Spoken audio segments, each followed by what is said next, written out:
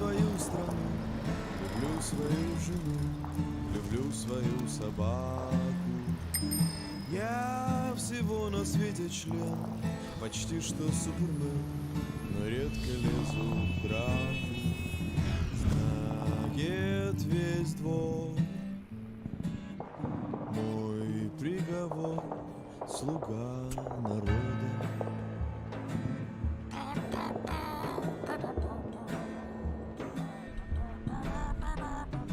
У меня почти все есть, достоинство и честь, и даже крики браво.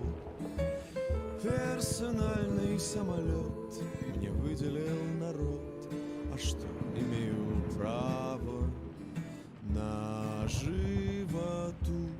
Вот тут набью тату, слуга народа.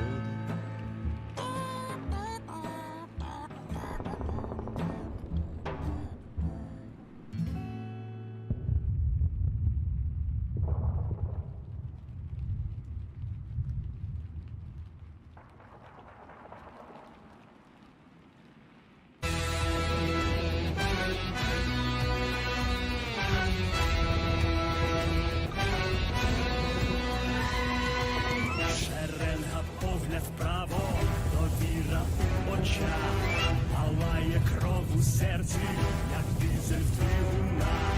Важкий кевларний гір, він душу опіка. Атаку сухопутні, ідуть війська. Йде, вони безстрашні, піхота рве.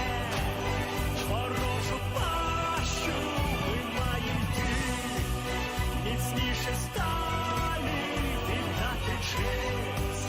Нашій державі війська ідуть, летять снаряди, небесний грім, несуть армади, війська землі, міцніше сталі, за нами мир, і честь держави.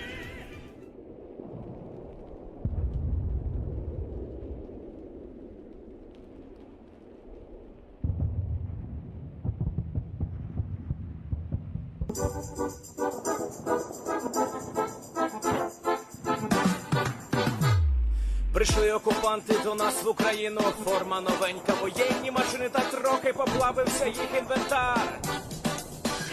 Байрактар, Байрактар. Російські танкісти сховались в кущі, щоб лафтем посьорбати довбані щі, та трохи у чах перегрівся навар. Байрактар, Байрактар.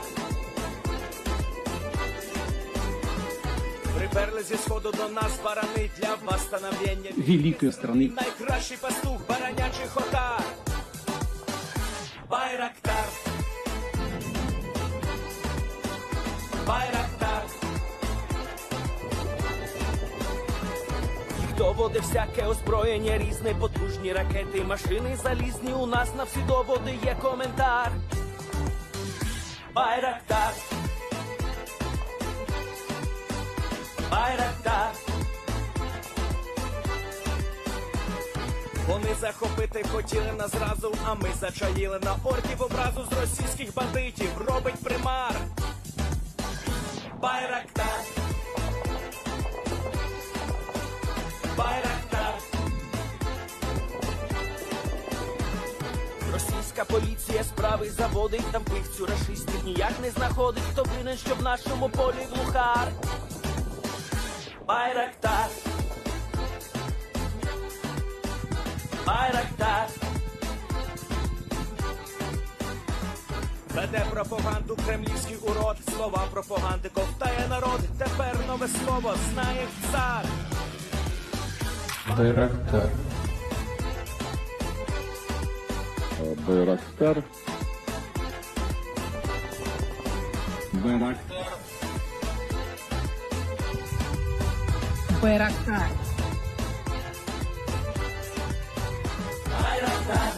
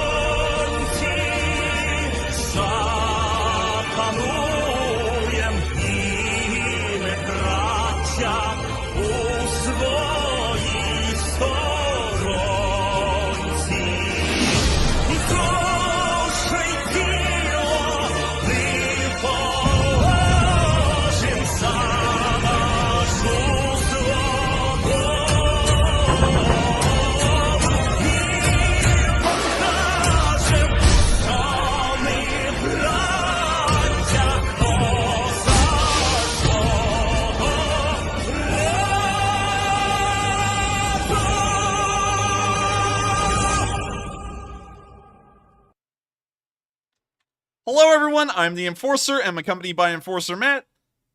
And good evening, everybody. It's Enforcer Matt, and welcome back to day 183 of the news. And of course, we're going to be reporting on the past 24 hours of the war in Ukraine, and as y'all can see, the slate has been wiped clean, and it is a brand new week. If y'all want to see all of last week's events and occurrences that we were able to confirm with picture and video evidence, make sure to go to last night's stream and go and click on the link in the description below for the day 182 map, which will show you the entirety of the last week of the 6th month of the war. And starting today, we are now officially in the 7th month of this war, which is honestly crazy to think.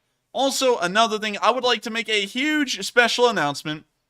They have been gone for about a month, but they will be coming back. Now, there may be some caveats. It may not be a regular uploading schedule, but it will be daily. The short summary videos are coming back. That's right, you heard it. I've gotten a little bit of a break. We're still working on a video in the background about the China-Taiwan invasion, but I would like to make sure to bring back the short summary videos because I know a lot of people out there relied on this channel for a quick summary of the events that were going on in the war during that day, and I would like to make sure that those of y'all who could not watch the streams in their entirety still can get y'all's news fix on Ukraine from this channel, and we may also expand those short summaries into covering other news around the rest of the world, because of course we are still trying to flesh ourselves out into more of a news and I guess you could say topical channel than just Ukraine only. Ukraine, of course, is our primary focus. We'll still be running these streams until the end of the war, but I would like to make sure that we're able to cover a lot of things. A lot of y'all enjoyed the government cheese video, and I know that a lot of y'all will be enjoying the rest of the videos that come out from this channel, along with the short summaries, which will be returning. And so with that, getting off of that news and on to the next major amount of news that we've gotten today, we have heard that the 503rd Marine Battalion, which y'all may remember has the honey badger as their emblem, has been able to advance and capture Bila Orivka. Not only that, but we have also gotten confirmation from the Ukrainian Central Command of the Ministry of Defense that the Ukrainians have also retaken a couple of villages in the southern Izium area. It has been an impressive day, with the Ukrainians making breakthroughs all over the place in the Lyman Lyman area, I guess the Lyman Central area. And so let's check out this video from the 503rd Brigade, the Stoffel Brigade, and let's see what they did today.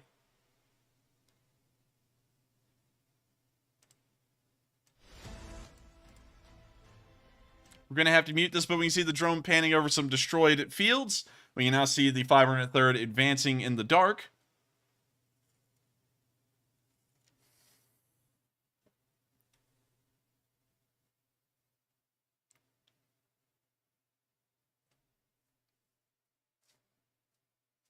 You see them moving through the field, and it is pitch black out. It's almost dawn at this point, but we can tell that this is like, probably in Ukraine, like 4 or 5 in the morning, most likely.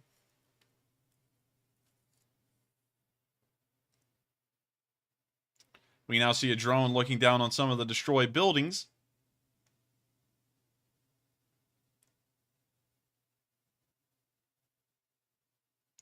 We now see Ukrainian climbing up one of the destroyed buildings. But what in the world is he climbing it for? Is he going on some kind of a mountain climbing expedition? Well, the reason why he's climbing will become clear in a second.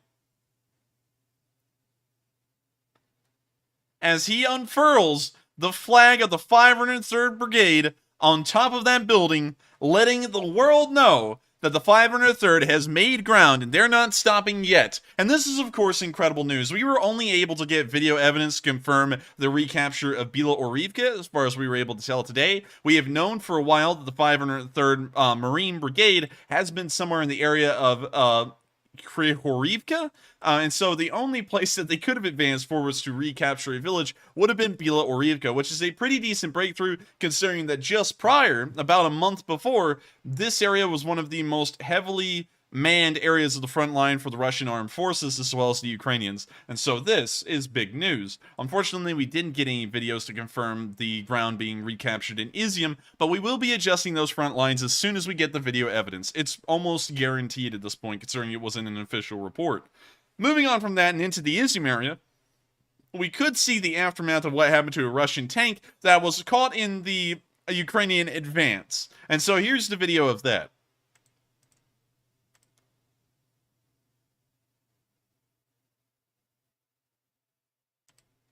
It looks like this tank may require some repairs, to say the least. It also looks like it could use a new paint job. Beyond that, it looks like the Russians are doing perfectly fine. I don't know about y'all, but this is about what they should be doing. This is optimal. Just kind of slowly churning away a little bit of a small fire in a field. But with that, that's the end of that little video, and it's nice to see that the Ukrainians literally obliterated this main battle tank. It will definitely never be used by either side anymore, and especially the Russians, as the losses continue to climb for them each and every day. Moving on back down towards the area near Dobrova, we also saw that the 3rd Tank Brigade, which is somewhere in the area of Lysychansk, was hitting the Russians in this area as well.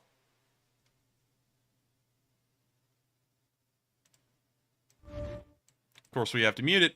Well, actually, no. Oh, wait a minute. Let me back this up. Even if it has music, y'all have got to hear the cheers of these Ukrainian soldiers, because this was just euphoric. So, here's the video. 3, 2, 1.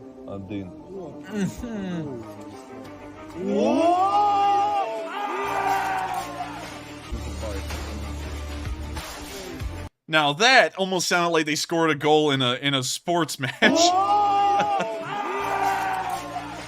That's hype. And also they knocked out hype. That certainly is hype. If we've ever heard it before, that was it. And these guys just knocked out a tank. So of course it's hyped. They just knocked out a tank with what was probably like an $800 drone. So now we're going to let the video continue. We're actually going to let the music play, because I would like to see if we do get copyrighted for this or not. I'm not really sure if we will for this one. So I'm going to let the video continue.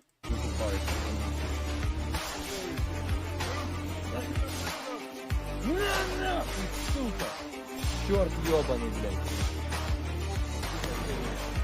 Давай, Бугор, туда. You see the artillery coming down in the tree line, and we got something simmering. По красоте, блядь. Давай, горить, сука. Looks like they got another one. Туда же, нахуй.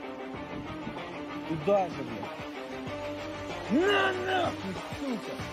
These guys are literally the hype squad, and also the music's pretty good. Чуть-чуть. And that's the end of the video, and we can now see some of the units involved. We can see that one of them is the 3rd Tank Brigade right here that says Tankova Brigada. We can see here this is the 8th SSO. I forgot what this one specifically is, but I have seen this unit emblem several times before. And then we also have the Pedro Steve. Oh, man. Unfortunately, I don't know all of the letters in the Ukrainian alphabet. I have a general gist of how to pronounce Cyrillic letters and such things like that, but unfortunately, I can't tell y'all this last unit and what it is, but it does have a cool patch. It looks like some kind of a gremlin. But with that, that's the end of the video, and it's great to see that the 3rd Tank Brigade, along with help from the other 2 units here listed, the SSO and this 3rd unit that I unfortunately cannot pronounce, were able to knock out a couple of tanks and keep the hype alive. Those guys are literally the hype squad. And so with that, we're now going to be moving to the Seversk area, where we also got some really cool footage of some low-flying Ukrainian helicopters heading towards the front line. The caption actually gets it mistaken that they may have flown under some power lines, but from where it looks like they flew over, it looks like they flew over them. Flying under a power line is incredibly dangerous, especially in a helicopter, as it can pretty much shred the rotors if they get caught up into it. And also, once the power lines fall to the ground and the crew is lucky enough to survive, they can then get electrocuted to death from the live power cables that are just right there. So here's the video. Unfortunately, it has to be muted.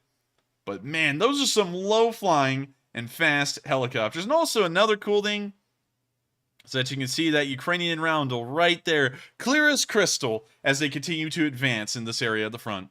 It's great to see, and hopefully the Ukrainians, along with the 503rd Brigade, can keep up that kind of momentum, and we will hopefully see them on the gates of Lysychansk once again very soon. They're actually only, based off of our frontline estimate, they're only about 3 to 4 miles away from the outskirts of Lysychansk at its closest right now, and so Lysychansk is within their reach. We do have to remember that at one point, a Ukrainian counterattack was able to cover 10 miles in a single day for 2 days straight from the outskirts of Kharkiv all the way to Stary Saltiv. And so a push from let me make sure I get the name of that one correct, though, because it looks a lot like it is Bila Orivka. A push from Bila Orivka towards Lysychansk again is possible, and it's not out of the picture whatsoever. Moving back on further down the front in this more northern Donbass area, we can then see that the Gepards are here.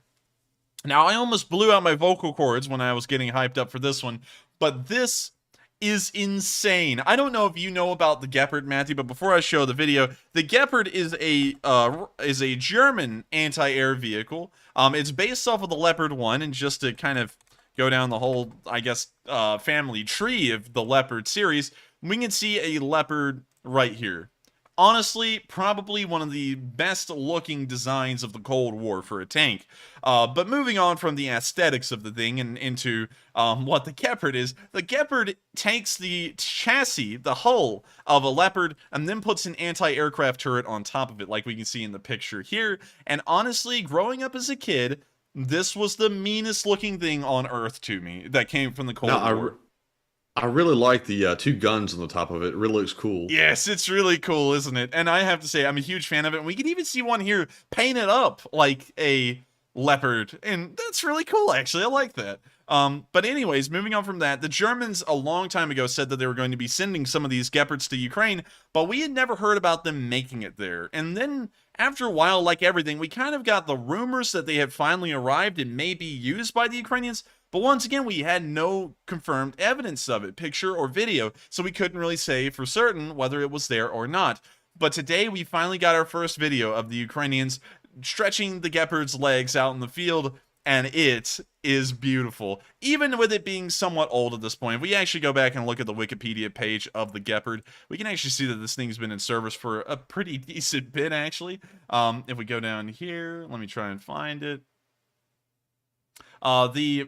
It was developed in the 60s and fielded in the 70s. So this thing is about 50 years old, but I believe the Germans still actually use this. If we go down to the current operators. Nope, former operators is Germany.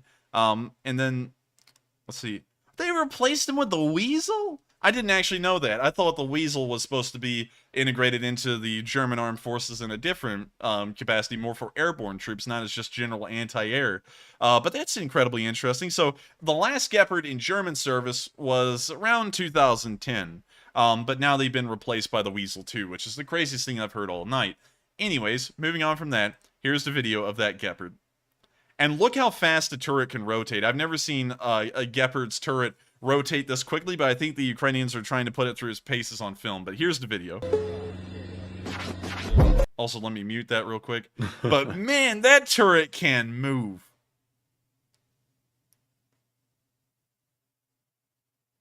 That is just a mean-looking anti-air vehicle. Imagine what kind of damage this thing would do to a helicopter with those twin 30mm guns, or drones for that matter. That's probably what it'll be used against the most, is drones.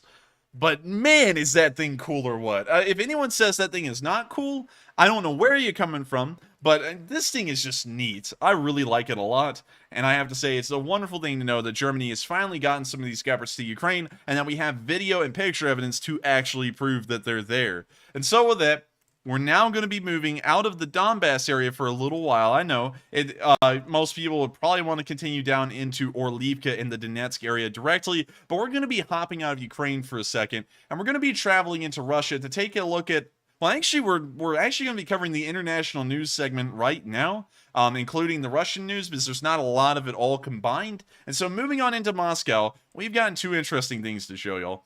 First, we saw old footage of an S-400 failure resurface on the internet. This comes from 2016 in Syria, and so I'm going to show y'all this video because this shows y'all that the S-400 is not an infallible, perfect terminator of a surface-to-air missile defense battery. So here's the video, and also a huge credit to the Russian cameraman here, who pretty much actually held the camera and just kept on looking at the S-400 instead of running away. But here's the video. When you see him staring at the S-400, the missile then launches, and then it falls back down to the ground. Now, this is suboptimal right there. That's called going the wrong direction. These things usually like to go up and towards a plane and not down and back towards the launcher. And then falls and hits the ground and explodes on the launchers. Probably with the crew still inside of the vehicles and this thing just sputtering and burning right outside of it.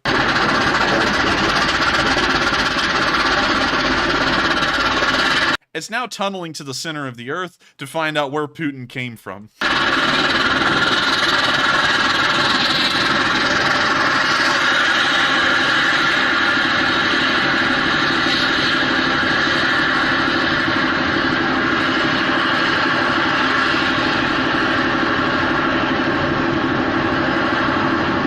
This in Russia would not cause a lot of concern. Seeing a large white fire, well, not white fire, a burning hot fire on the ground with a white smoke, which is where that came in, is usually no sign for concern in Russia. This would just be the normal Russian trains on the network in operation.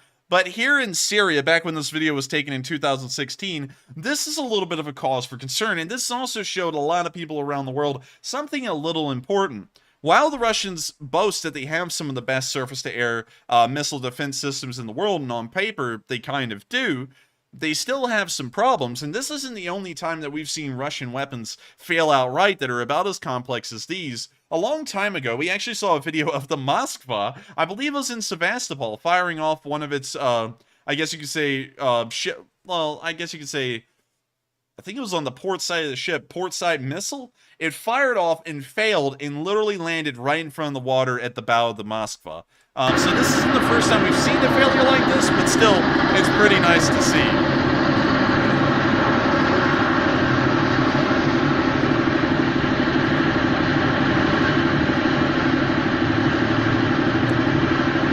Also, another interesting thing is I know where the Russian military budget went. Let's rewind that video for a second. it went right here. Y'all see this fine wrought iron fence that they built around this base in Syria? I bet you that cost them about $5 billion of their budget, which is the reason why they're not winning this war, is because instead of putting their money towards making sure the S-400s actually work, they put it into this beautiful looking wrought iron fence that apparently surrounds this entire compound, with just a hint of barbed wire on the top. And so with that, now that we've seen this little failure from 2016, keep that in mind whenever we hear about the S-400 batteries in the future. We're now going to be moving into another little bit of morbid news from somewhere in Russia, but we located it to Moscow just for the sake of making it easy to find. So, this picture was taken in a Russian kindergarten, just to give the bit of the setting and the theme here. And you can see on the wall, this is clearly some kind of a kindergarten. And then we can see here on the wall, in a poster, a Russian military recruitment ad in a kindergarten. And so here's what it says at the bottom. This is what this little recruitment poster actually says in this kindergarten. If you manage to live... Well, wait a minute. That's actually not a real translation right there. I was about to say, if they put down the recruitment posters, they are really messed up. But they actually did put a recruitment poster in there. I think there is a translation here in the comment section of the Reddit, but then again, there could be some weird stuff down there, and I do not want to travel down there just in case there is, because, you know, that could not go well. But as you can see right there, it is literally it's put up by the Russian Ministry of Defense in a kindergarten. Of course, they're not trying to get kindergartners to go into the war, although I wouldn't expect any less from the Russians. It's probably trying to get their parents, their dads, to sign up and join the military. And imagine that. Imagine, hey, would you like your kid to grow up fatherless for the rest of their life? Well, then you can join the Russian army, and we'll even give your family some a lot of money. So when your wife is driving your child to school and she asks, "Why isn't my dad around anymore?" she can say, "Well, my sweet child, it was so that way we could have this fine lotta." And so with that, that's the end of this little bit of news. And I just thought that was really morbid and kind of sick that they would put up an army recruitment poster inside of what's obviously a kindergarten right here. And so with that, we're now going to be moving out of this little bit of news, and we're now going to be moving out of Russia and out of Ukraine as well, and on into Estonia, as we've gotten some big, I mean literally big news today from Riga. Apparently there is a massive Soviet monument there, and so let's go pull up Riga, the capital of Latvia. And let's go look at the Soviet monument, if we can find it. Baldwin Bankrupt, speaking of which, it was destroyed today. I'll just let y'all know that in advance. And so Baldwin Bankrupt is crying a river right now because he won't ever be able to go and look at that old Soviet memorial. Also, by the way, if Baldwin Bankrupt is watching, we really do like your channel. But let me try and find... Ooh, let me try and see where it is. Where would it be? Riga. Man, it's got a pool around it. It looks like it was in a park. So I'm trying to look for a park with a pool in it and a large obelisk.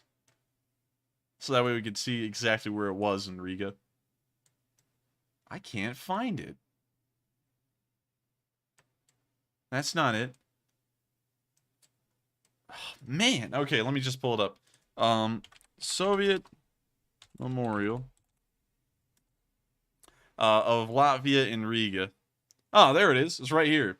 So, as you can see here, as these pictures show, this thing was an unbelievable monument. The obelisk is incredibly tall. I believe it's like 150 meters tall, and it also has what is claimed to be a massive bronze statue in front of it. The whole entire thing was made as a war memorial to the Soviet soldiers that liberated Latvia at the end of, well, later towards the end of World War II, really around 1944. In fact, actually, I don't think they liberated the Baltics. I think the Baltics were actually a bastion of German soldiers that held out until the very end, but I'd have to go back and check on my history on that. But anyways, moving on from that, this whole entire park here is a massive memorial to Soviet soldiers, more particularly Russian soldiers. The Ukrainians, don't really like Russians right now, and really the rest of the world doesn't really like Russians, specifically the Eastern European countries that actually were under Soviet rule at the time. And so today, they decided to blow the thing up. Here's the video of them tipping over this massive obelisk into the pool that was right in front of it. It's a little bit of a short video, and sadly it was already tipping over when we saw it, but here's the video. boom. And that monument is no longer. And that's pretty cool to see, honestly. It's a great thing to know that the world is also not only taking economic actions against Russia for this current war and also providing military support to Ukraine, but they're also going a little extra step to make sure to destroy the memorials that were made for Soviet soldiers. And if y'all know anything about the Second World War, the Red Army was known for, when it was moving through new areas that it was taking back over, raping pretty much anything that moved. And that's not even an exaggeration. If you actually go through and look at the accounts and the figures, millions of women were raped as the Russians slowly made their way back across Eastern Europe and towards Berlin. And a lot of y'all may have heard of the infamous rape of Berlin, where hundreds of thousands of women who were Berliners were raped at the very end of the war. It's a sick thing, and it kind of shows you the atrocities and the kind of culture that the Russians have. That they've been doing this stuff for decades at this point. But anyways, it's still great to see that those monuments are finally being knocked down, and we're now going to be moving out of Riga and Latvia, and we're going to be moving to a capital in another part of the world, and a place in the world that's gone highly unregarded on this stream, and really on every stream in particular that's out there.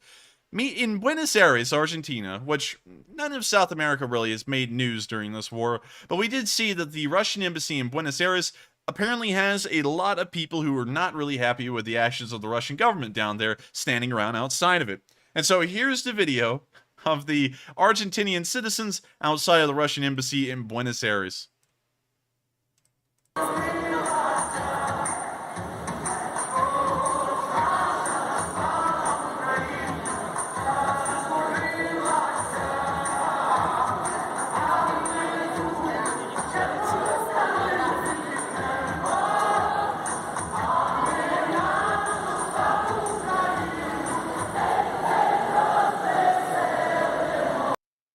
And that's the end of the video, but it's great to see that even in Buenos Aires in South America, and usually South America historically through the past about century and 2 decades, has largely been neutral in most conflicts, although we do know that Argentina was a little bit supportive of the Germans, and that's why a lot of them ended up fleeing to Argentina at the end of World War II. Still, they largely don't make world news whenever major conflicts are going on, because for some reason, they just don't really do much of anything down there. Although some countries definitely do have the ability to do so, like Brazil, which is actually a pretty large economic power, surprisingly. Although they have some large social problems that people hear about around the world, like rampant crime in some places. But really, honestly, every country goes through that phase, and they'll probably get through it in a couple of decades. Anyways, moving on from that little aside on Brazil, it's still great to see that the Argentinians are heavily supportive of Ukraine, and even letting the Russian embassy there in a far reach of the world know that they are not welcome there, and they're not really, I guess you could say, supported by anyone for that matter. And so with that, we're now going to be returning back to Ukraine, and we're now going to be moving into our location unknowns and also the news from the Chuhuiv and southern Donbass area. But before we get to all of that news, we're going to take a quick pause to answer 3 questions from the chat, and after we answer those 3 questions, we'll then be moving on into the next segment of news. And so with that, what do we got, Matthew? All right, folks, and we are now moving into our first question segment of tonight's stream. So up first, we do have 2 polls to address, and the first one asked, are you excited the short summary videos are coming back? And it looks like 77% of you said yes, 16% said I'm indifferent to them, and 6% said nah. So overwhelming support for the summary videos coming back. And Enforcer, do you have any thoughts to add to that? Yes, I do. It's actually good to know that a lot of y'all want them back. I did go through a burnout phase, and to be honest with y'all, I sometimes do go through burnout phases behind the scenes, especially back when the short summaries were being made. This was a massive amount of work, but now, over these past few days, just to kind of let y'all know how I gauge my energy, I gauge my energy by how I'm able to hop out of bed. And so if I wake up in the morning and I'm able to literally jump out of the bed and get going, I consider that good. If I can't really get out of bed and I just continue to sleep in, which I've actually been able to do for the past couple of days, that is considered not good, and I consider that low energy, and usually I reflect that throughout the course of the entire day. And over the past week, I've finally been able to get back to the point where I'm able to literally jump out of my bed. And so I consider that good juju, and it's good enough for me to go back into making short summary videos. I will probably burn out again in the future, but once again, keep in mind that it literally took me 80 days to burn out last time, and so I don't think that burning out will happen again. I might just, next time, instead of saying they're ending for good, I might just say that I'm taking a break for like a week or so that way I can kind of recoup my energy and make sure not to burn out again. But, you know, then again, it is what it is. Also, just to let some of y'all know, because some people were like, oh, yeah, but what does it matter? I had to go to college today, and I've literally not had time after I got home because the traffic was so terrible. Like someone said yesterday, it was like a 40-hour drive. Today, it was an hour and 40-minute drive back home. And so as soon as I got home, all I could do was eat and then come down here and immediately start working. There was no time for me to talk to anyone or anything. So this is really the first time that I've been able to talk to Matthew rather than like 20 minutes before the stream. So with that in mind, just keep that in mind. Burnout is kind of a thing, and I have to make sure to balance it a little bit because 10 hours a day is a pretty good amount. Anyways, with that, it's good to hear that a lot of people want them back. And also, I saw for a second that we had like a boost of 500 viewers on our stream, but that's now disappeared. That was kind of weird. I don't know how that happened. Anyways, with that, we're on to the next poll. All right, and moving on to that second poll, the question was, is the twin-gun Gepard cool? 79% of you said yes, so cool. 17% said somewhat, and 4% said, no, I don't like it. Now, I would fall within the 79%. I think the twin-gun Gepard is really cool. I love how fast the turret moves around, like the Enforcer was saying, and overall, just a really cool design. And I know Enforcer already went over it earlier, but do you have any other comments you'd like to add? Yes, I do. The Gepard is cool, and I actually saw that some people were like somewhat and then some people said they just don't like it, but that was a really small amount. There are some other AA vehicles out there, but not a lot of them, and sadly the United States doesn't really field or use a lot of them, but we do have some. Like, for example, a long time ago, we used to have this thing called the M163, which was an M113 armored personnel carrier with a 20mm minigun, a Gatling gun on top of it. And you can actually see a picture of that right there. And honestly, that's pretty cool. I don't know about y'all, but having a 20mm Gatling gun like you would have on an aircraft is kind of neat. I think this one was actually taken in the Gulf War as well, this picture specifically. And then there's a couple of others, of course. Everyone knows about your usual suspects. There's the Shilka, which has been used a lot by the Ukrainians and the Russians during this war. It's a pretty interesting anti-air system, but honestly, I kind of find it to be ugly. Moving on into another one, just to kind of give some options, because I would like to see what y'all think about these. I think there is... Everyone knows about the Tunguska, which is Russia's most modern, I guess you could say, AA vehicle, although we've seen a lot of these things get blasted in the war. And I think there is probably one more major one. Let's see, the CV90AA. Let me go take a look at that one, because someone just brought that up. Oh, yeah, this thing, which is the Swedish version of their armored personnel carrier that's actually an AA variant. This thing is called the LVKV-90 self-propelled anti-aircraft gun, and these things, I have to say, the STRF-90 series from Sweden is incredibly cool looking. Just a STRF-90 40s. I have to show you this one, Matthew, because I think you'll actually love this. This is like in my opinion, the pinnacle of sleek design for an armored personnel carrier. Like, it's really cool. And honestly, if y'all don't know about Sweden, Sweden is a hidden gem of the defense industry world. While they don't produce a lot of equipment like the United States or the Soviet Union once did, the Swedish always focused an extreme amount on quality over quantity. And I have to say that the STRF 9040 series definitely exhibits a lot of that quality over quantity kind of approach, and they made tons of these. Well, not tons of them, but a decent amount. They also had a really cool little vehicle called the STRV-103 that they used a lot during the Cold War, which is literally just a wedge. It's really cool how it works. I can't get into it on stream, but I might make a video on that in the future, just because I love the STRV-103 just for its unorthodox and wonky design. Now, if you didn't know this, Matthew, did you know that this whole tank right here can be run by a single person? I did not know that. Yeah, that's pretty cool. It's actually very rare in that form. Just to give a little quick fun fact about it, is that this tank could be efficiently run with 2 crew members, but the Swedish government decided that that would be too much strain and stress on a 2-man crew to operate this whole tank. Like if a track popped off, that would be too much for 2 crew members to deal with alone. So then they threw in a third guy, just so that way there would be enough crew members to take care of things if the tank started falling apart. But it could be run by one guy in any position in the tank. It's really cool in that regard. And now I see some people bringing up Saab. We're kind of having like a Swedish love fest moment. But Saab has also produced some really cool stuff. More importantly, Matthew would probably know Saab as a car manufacturer. They make a lot of cars. And honestly, some of them are a little bit uglier than others. But, Yes. but one thing that y'all may not know Saab produced is that they actually produce top-notch fighter jets. For example, they produced the J-37 Viggen, which is a really cool jet. It's actually the first 4th-generation fighter aircraft in the world, now out of service, but still a really cool-looking jet for certain. Gotta say, it's pretty neat. Also, another one, this one's honestly my favorite jet the Swedes ever produced, the J-35 Draken. Now, this thing, well, this pulls up the Chinese one, J-35 Draken.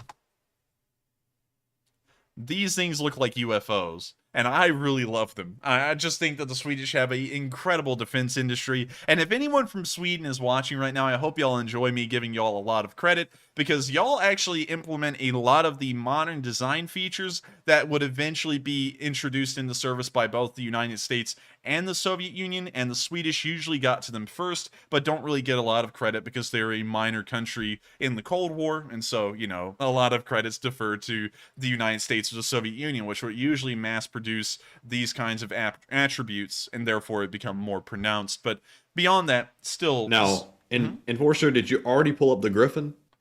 Oh, yeah, we gotta pull up the Gripen. I think it's the J-39. Is it Griffin? Yeah, it's the Gripen, yeah.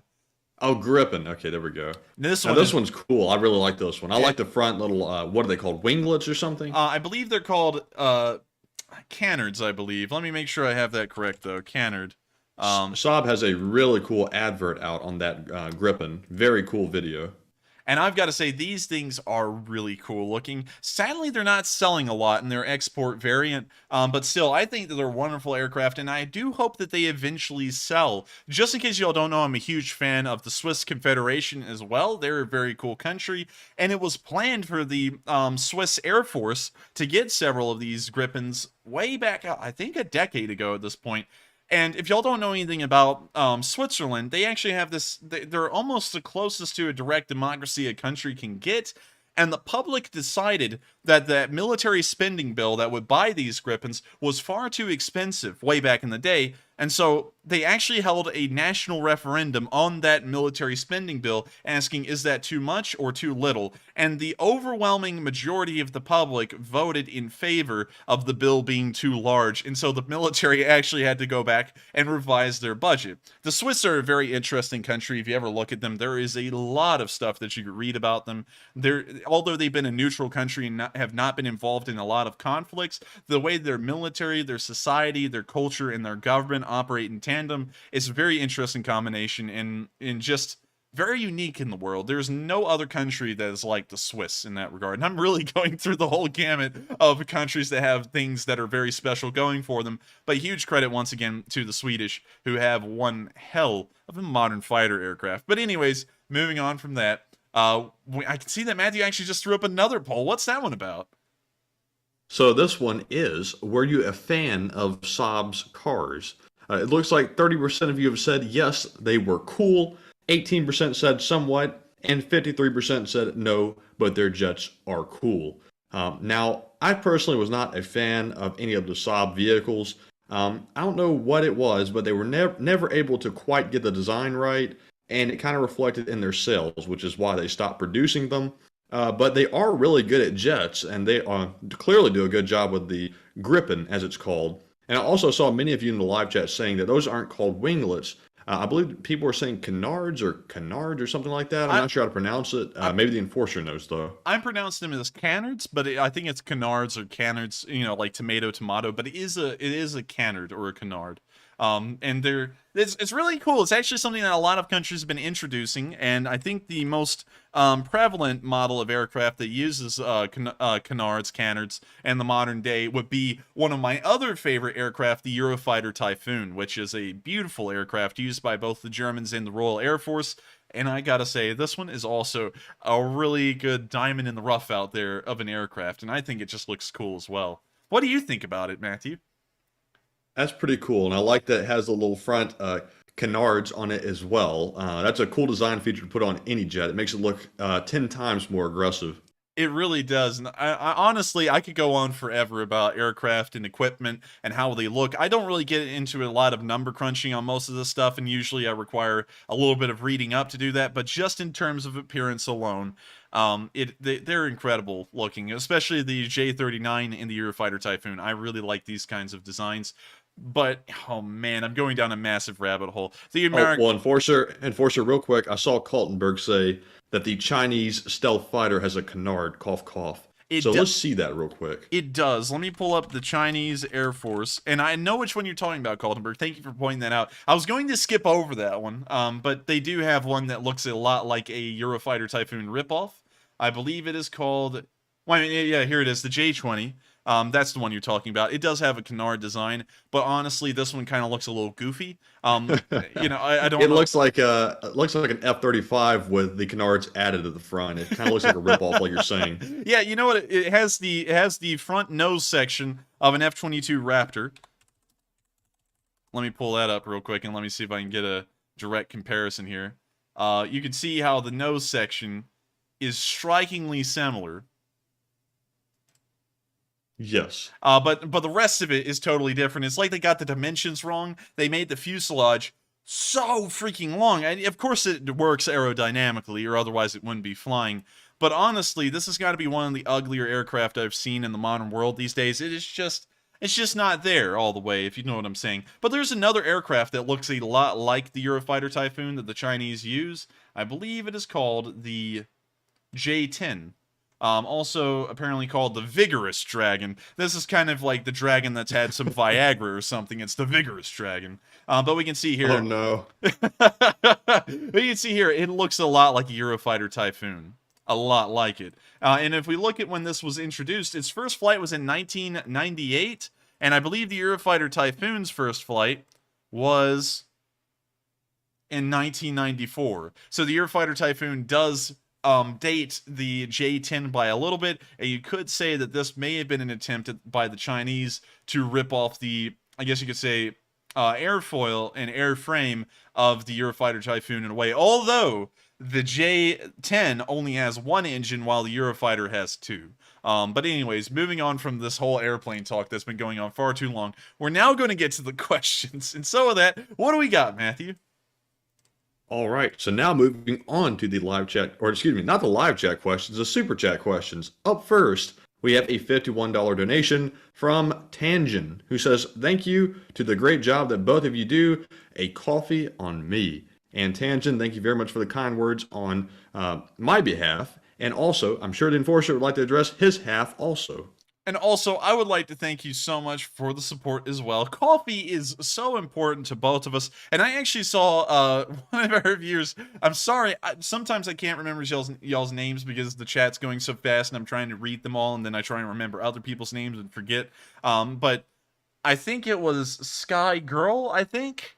And correct me if I'm wrong, if it wasn't you who said this. But someone said I sounded very caffeinated. And that is true. I drink about probably 250 milligrams of coffee before the stream every single night. And that's really the only thing at this point that can keep me awake, especially after today being in the car like that. Like, I felt like I was about to die both in the lecture today and also in the car. So I had to get home and get some coffee in me. But coffee is incredibly important for both of us. And I got to thank you, Bry Gary, once again, so much for being a Lee Spring Army soldier, a longtime trooper with our fundraisers, and also helping us to keep this channel running, and of course, keeping that coffee fund alive. And so with that, thank you so much once again, Tangen and Brigeri, for all of the kindness that you've shown us. And Enforcer, I think it's actually just Tangen that time.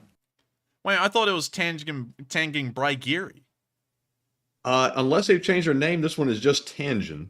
I thought it was Brigeri. Okay, sorry about that, Tangen. I'm sorry. For some reason, I thought you had Brigiri behind your name. Did He'll he? probably pop up in the live chat and say in a minute, I'm just Tangent Bragiri. I just changed my name. Maybe. But anyways, I do thank you so much for the support once again, Tangent. For some reason, I heard Brigiri, and I remember Brigiri.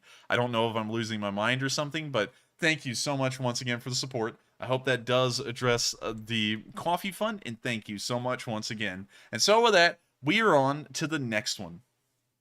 And up next here, we have a $50 donation from Psyops, who says, how about a round of drinks for our Discord regulars, Susie, Waldgot, Paul, Paul2, Electric Boogaloo, the code-breaking duo, The Real Ashley and Jfro, Night Shift Queen, a.k.a.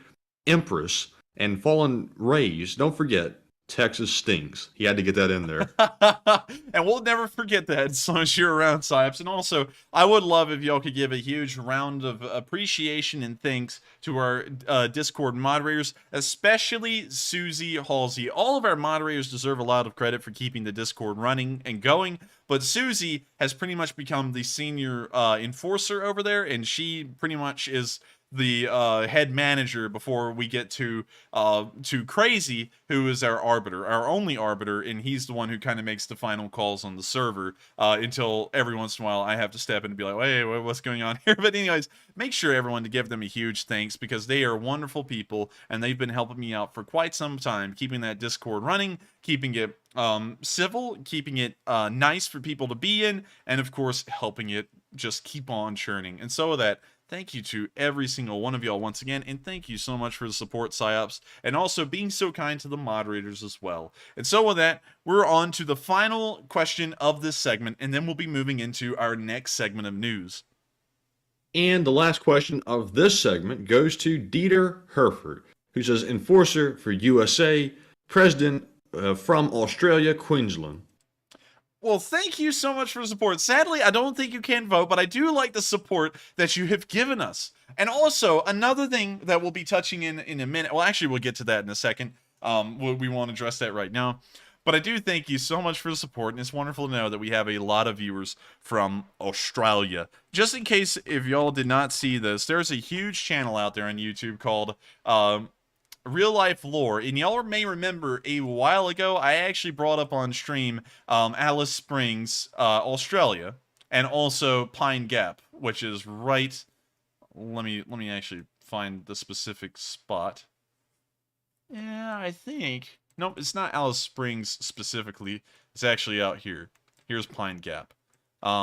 And I actually brought this up on stream a while ago and talked about it, and then Real Life Lore made a video on it. It was a really good video. I watched it and enjoyed it a lot. And man, sometimes I get my ideas out there and I want to make a video on them eventually, and then someone else does. It doesn't stop us from doing them in the future, but still, it's always sad whenever it happens. I'm like, dang it, it's not going to seem original anymore. But with that, thank you so much once again for the support. It's wonderful to hear that our viewers from Australia do enjoy this channel and want us to keep going. And speaking of which, y'all need to go run and hide. Y'all need to start running into the outback. And I know there's nothing out there, but the Russians have made it to Australia. Specifically, they've already gone straight to the capital of Sydney. And this is actually segueing us into our next segment of news.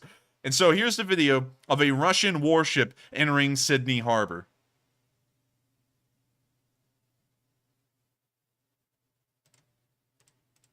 Matthew, this is the end for Australia.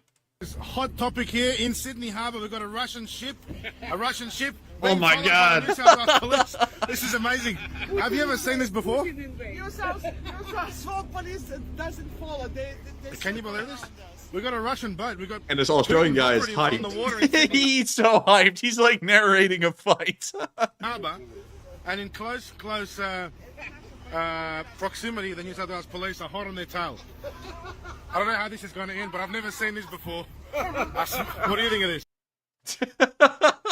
That is legendary commentary. I gotta say, I love the way this guy commentates. It was very entertaining to watch, and also, I think it's over for all Australian viewers. If there is if there's a Russian ship that far into Sydney Harbor, then there are some major problems with the Australian Ministry of Defense and the Australian military, and y'all are going to be taken over quicker than Ukraine. Y'all need to go ahead and run and hide. It's over for y'all. But in all seriousness, that's hilarious. I don't know why they were flying a Russian flag off of that boat. And also, what was the funniest thing about it is that the police were literally just trailing behind them by like a couple of feet in some giant like patrol boat, and just sitting there and watching them, which is probably the funniest part of the whole thing. But I gotta say, Australia is a cool place, and I don't know if that was an Australian flying the Russian flag off of their little boat. But it's still great to see that everyone just laughed at him and they looked like a giant joke in the middle of Sydney Harbor. Also, speaking of which, is Sydney Harbor a nice looking place? Let's find out. There's the Opera House. We're not going there because the Opera House is overdone. Let's see from over here. There's the Opera House from here. Wow, this looks really nice. Actually, quite nice compared to what I was thinking. You see, because the joke over here in America is that everything will kill you in Australia, but honestly, this looks like a nice vacation spot.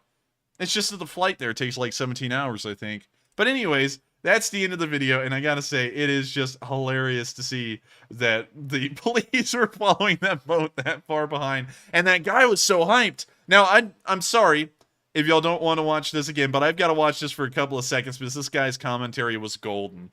Guys, hot topic here in Sydney Harbour. We've got a Russian ship being followed by the New South Wales Police. This is amazing. Have you ever seen this before? New South Wales police doesn't follow. They Can you believe this? We've got a He's just That guy in the background's cracking me up too. Wait, what did he say? I don't know. I couldn't really make it out. Well, let's listen to that again. This is amazing. Have you ever seen this before? New South Wales police doesn't follow. Can you believe this? We've got a Russian boat. We've got Putin's operatives on the water in Sydney Harbour, and in close. Harbour. I love how he just keeps on asking, "Can you believe this? Can you believe this?" It's like he's narrating a horse proximity to race. the New South Wales Police are hot on their tail.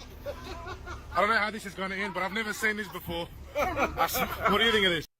And then he turns back to them like he's a news reporter, and he's And like, that lady's having the time of her life too. Everyone on that boat is having a time of their lives, and honestly, I'm having a time of my life watching these good people have a time of their life. And so that's once again the end of that little video. Sorry for running through it a second time, but it was just funny through and through.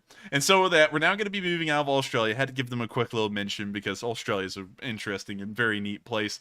And with that, we're now going to be moving out of Australia and back to Ukraine, finally back to Ukraine, to cover the location unknown news. And we only have 4 bits of it today, which is one of our smaller amounts. So starting off, we can see that the Ukrainians were firing into the distance. Specifically from helicopter. And the video was taken from an APC, which was on the move. We can hear some techno music playing, but we can see the helicopters lifting up and firing off their rockets over there, as this APC continues to tread its way across Ukrainian ground. A very nice video, and the landscape is beautiful.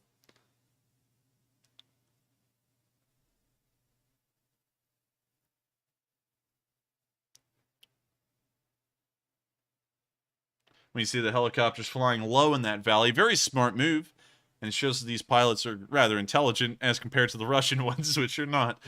As the video ends, it was still a pretty cool one to see. And honestly, it looks like they were riding on the back of a pickup truck more so than an APC. Regardless, very cool throughout, and also very nice landscape in the background. A beautiful place to have a war. And so with that, we're now going to be moving on into our next bit of location unknown news, where we can see that the war stash is raving. We haven't seen the Belarusian war stash man in quite some time. In fact, we haven't seen him for months at this point, but he's still alive, and he's jamming. Let's check out this video and see how he's doing.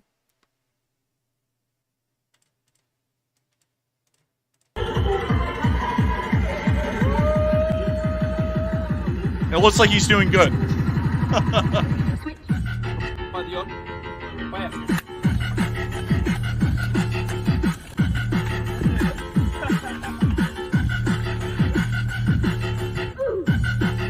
Wait a minute.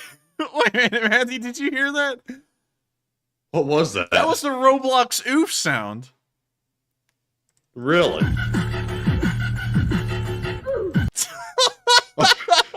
Oh my goodness. Oh my lord. Oh my goodness.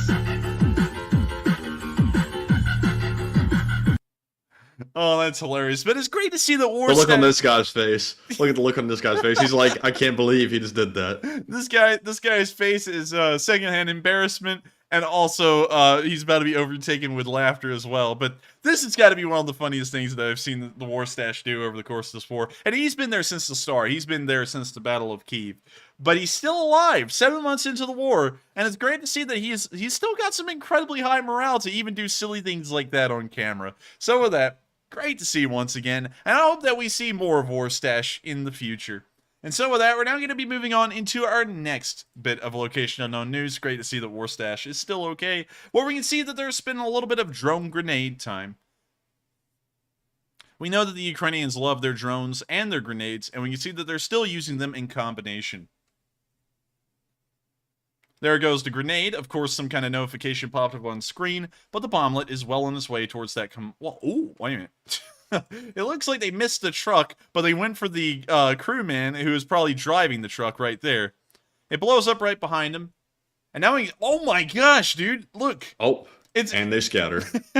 Honestly, man, that's like when you like spray some roach spray in the corner of the room and the roaches come crawling out of the walls. Not to make that kind of comparison because that is a little crass, but it did look like that. Because as soon as that bomblet went off, you just see guys running out of every corner of the trees, like dozens of them, trying to get away. Of course, we have... Oh my goodness, he crawls underneath the truck. Yeah, why? I was about to point that out. He crawls under That's like the a dog next crawling target. underneath a trailer when it's lightning outside. That's horrible. Oh my lord, and that's probably the worst thing he could do because the next target for this drone is probably going to be that truck, and he runs right under it. That's not a smart move, but we can see the rest of them were rather intelligent and ran in every other direction so that way the bomblet wouldn't fall on them. But this guy is about to be target number 2. That's the end of the little video there, and I can actually see that there's been a lot of popularity with saying they ran out of the trees like roaches, which is pretty interesting to me. But anyways, with that, it's great to see that the Ukrainians are still using bomblets to great effect, and apparently it's like some kind of orc be gone kind of like bug spray. And so with that, we're now going to be moving on into our last bit of Location Unknown news, where we can see what Russian bulletproof armor is made out of, and this time it's not made out of a laptop, surprisingly enough.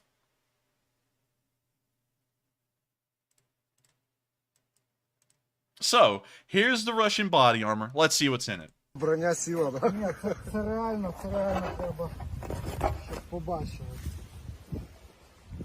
It's something red. Подивіться. Сука, це бронеплита, блядь, російського солдата. It's a thin steel plate. How thick is it, though? Це, значить, якогось пожежного щита, звичайно. Okay, so now they're going to test it. Oh, oh, that went straight through. Goodness. А давай тепер дві разом. What is that, like cast iron?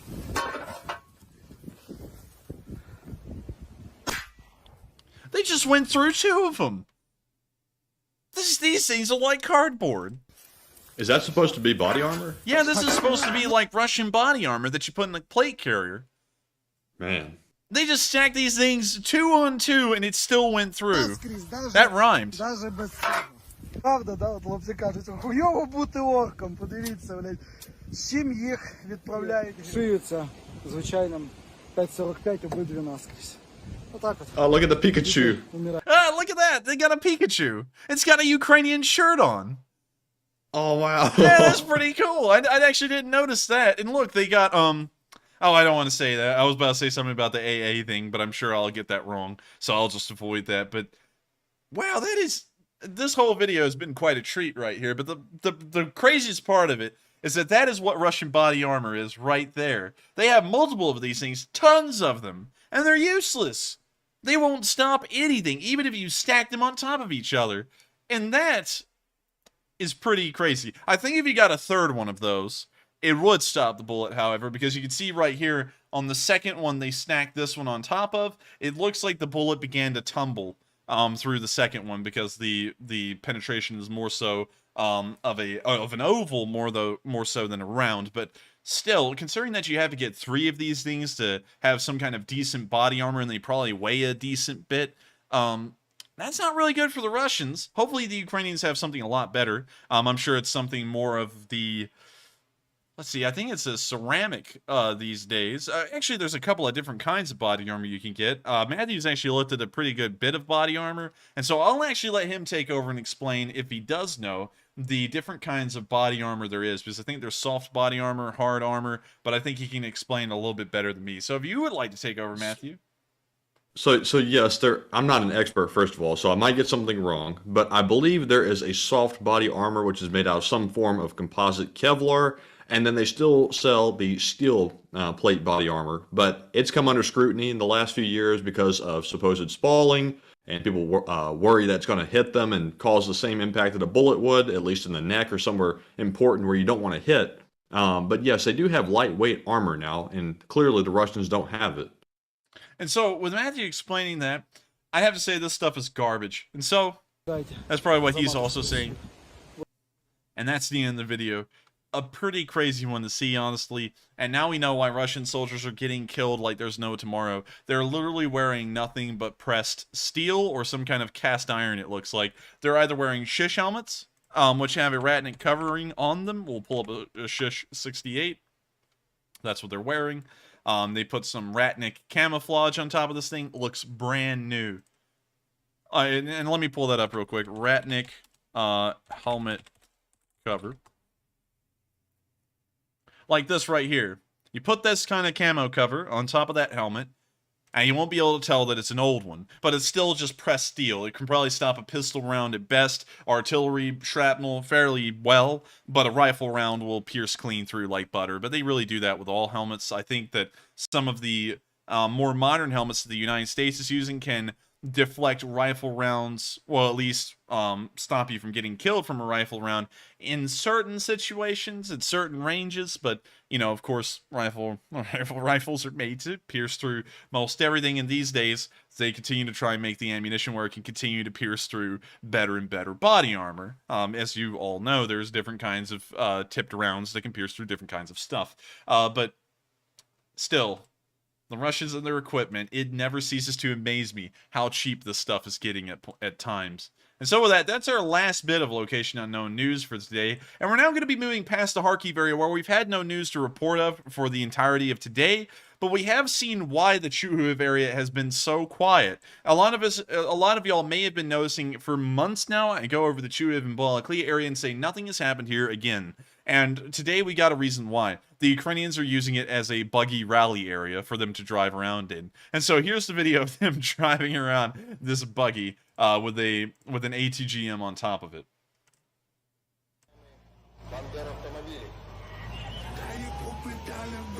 And we're going to have to mute that. But we can see them speeding around, taking some pretty decent turns as the guy in the back is holding on for dear life. And we can see that they're actually zipping through the fields in this thing. Like, pretty quickly, actually. Taking some really tight turns.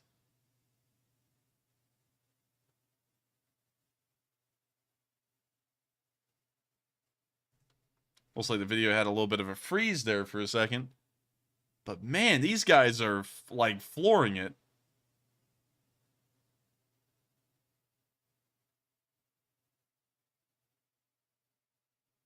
There's a couple of pictures at the end, and that's the end of the video.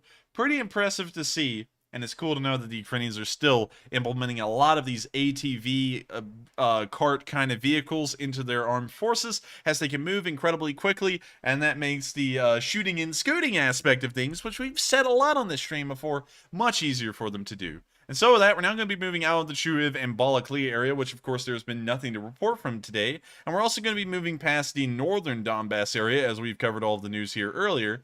And now we are in Orlivka. Today in Orlivka, we saw that one of the larger factories, the styrol plant, has caught on fire. We're not sure if this is a Ukrainian strike, sabotage, or some kind of a workplace accident, but the fire appears to be somewhat sizable.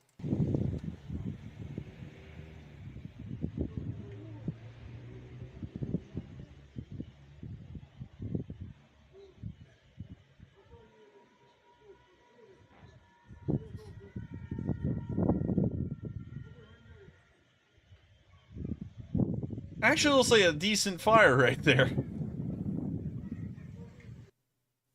And so with that, that's the end of this little video here, and it is pretty interesting to see that this plant has caught on fire. It looks like it may be some kind of petroleum product or something similar, because black smoke is usually, I'd say, more industrial materials. It could be anything, really. It could be rubber, it could be petroleum. I'm not exactly sure, but there is a fire going on at that plant, and pretty interesting to see. We may actually be able to find it on Google Maps, specifically in the city of Orlivka, if we look down there.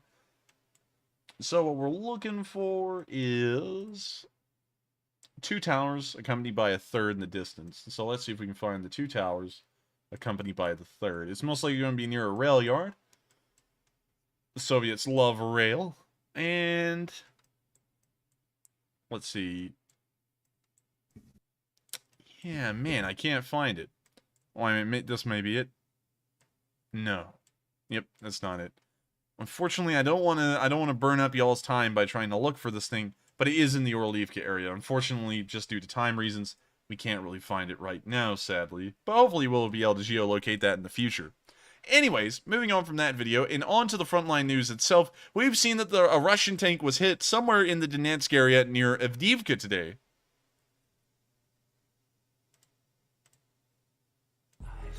Of course, music playing in the background, but we can see a little bit of white smoke coming out of that tank down there. It looks like it may be moving down a white chalky-like road.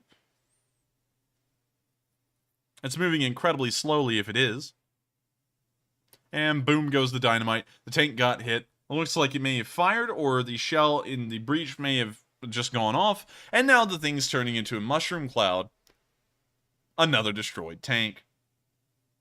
Great to see, and I can't wait to see more of these tanks being knocked out in the Donetsk area. The Russians have been fervently trying to push an offensive around this area for some while, especially in the Pisky and Avdiivka area, and as far as we know today, the Ukrainians have held the line and pushed the Russians back. Moving further on down towards the Avdiivka area itself, we can see a javelin being fired at a Russian vehicle down here.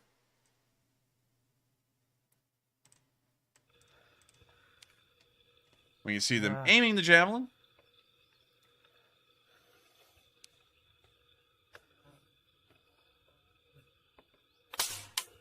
We now see them firing the javelin. And now we hear some incredibly loud music that we'll now have to mute, as that javelin goes traveling through this picturesque landscape. And we're trying to look for the explosion in the distance. Haven't seen it yet, I don't think.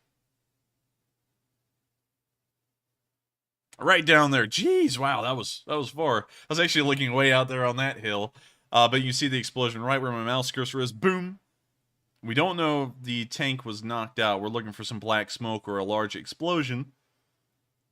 We are seeing white smoke. And it looks like it's coming out in a decent stream, so that vehicle is most likely going to burn up here in a little bit. But unfortunately, we weren't able to confirm that on film. So the tank may have been moderately damaged. It may have been entirely knocked out. We're not entirely sure. But with that... And Alabama got to play a part in that one, too, since it's a javelin. That's right. Huge congratulations to Troy, Alabama. I believe that's where one of the javelin manufacturers is.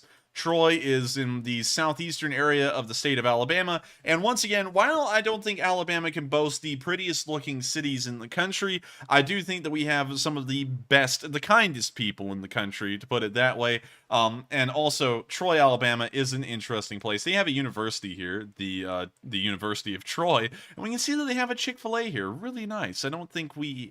Do we have that at UA... Oh, wait a minute. Pretty neat to see.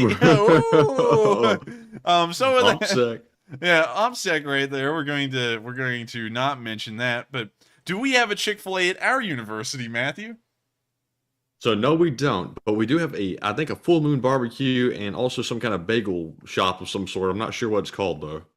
Interesting. And so with that, now that we almost violated OPSEC and almost doxed ourselves, well, actually, I almost doxed both of us on behalf of Matthew and me. We're now going to be moving back out of Alabama, and our huge congrats to our home state. And with that, we're now going to be moving back across the seas and back into Ukraine. And hopefully, everyone will just forget about that, and we can move on. So... here, moving on into our next bit of news, which is actually out of the Donetsk area. That's all the news we've gotten from that area today. We haven't gotten any more news of offensive actions at Pisky, Avdiivka, or Marinka. It appears that the front lines may have stabilized in this area, and the Ukrainians may have been able to thwart any offensives that were being conducted by the Russians in this area. But moving further on south to the area of Volodomir, we could see that unfortunately Ukrainian forces were pushed back from their own counteroffensive in this area today, as they encountered withering artillery fire that we could see on film. And so, here's the video. We see these Ukrainian soldiers advancing through this field and into this tree line.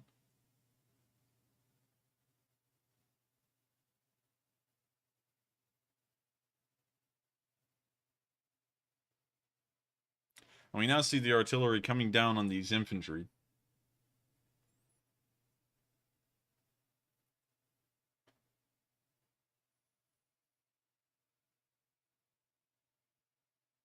We now see what appears to be some trench works in the tree line. And one thing that's very brutal about modern war is that artillery can play a key factor due to the amount of information an artillery unit can get through their drones. And so it's incredibly difficult for infantry or any kind of units to make advances on open ground, really for either side, considering that they can be targeted and destroyed by artillery far more efficiently now than ever in any other war before.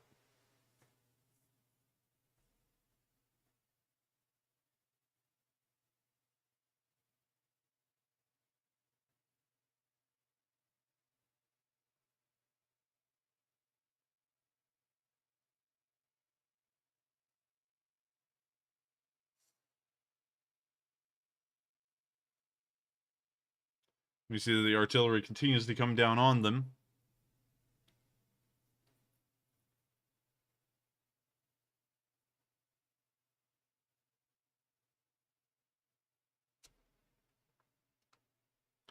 We now see the Russian dropping a ghetto bomb. It appears that it got close to a Ukrainian soldier, but we can't really tell if they were wounded or not. They were incredibly low to the ground.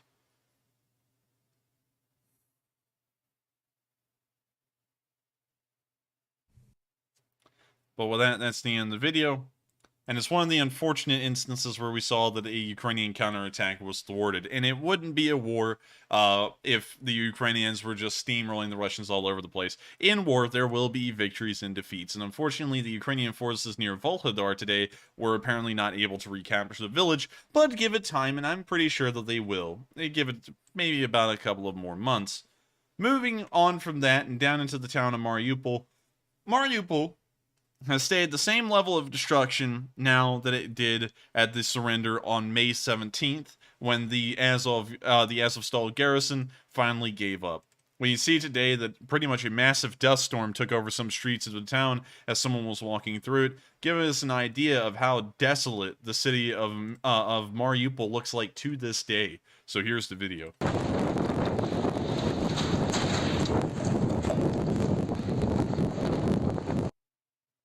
That's the end of it. It's an incredibly short one, but it looks like something out of some kind of dystopian sci-fi film. And it's terrible to think that people have to live in these kinds of conditions, and the Russians are doing absolutely nothing to improve it. The Russians, of course, claim that they're there to liberate the Russian-speaking people of Ukraine. A large amount of those supposedly live in Mariupol, but it looks like they're doing nothing to improve their quality of life while controlling it. And that shows you how much the Russians really care for the people in Ukraine, and also their own soldiers, since they pretty much threw them into a meat grinder during the Battle of Mariupol. Moving on up towards the southern front once more in the area of Huilopol, we can see that the Belarusian volunteers were also able to hit some Russians today on film.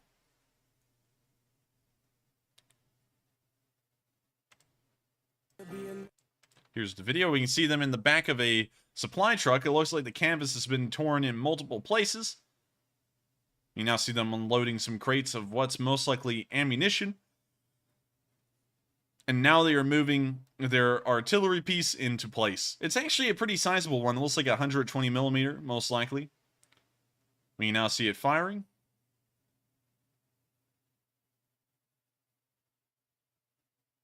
We now see those rounds landing downrange. More footage of the Belarusians making a mortar pit. Firing off the mortar some more.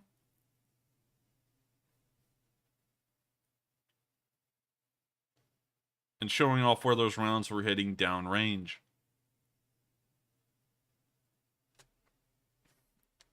With that, that's the end of the video, and a pretty interesting one, and it's great to see that the Belarusian volunteer units are still in Ukraine, and they're still carrying on the good fight.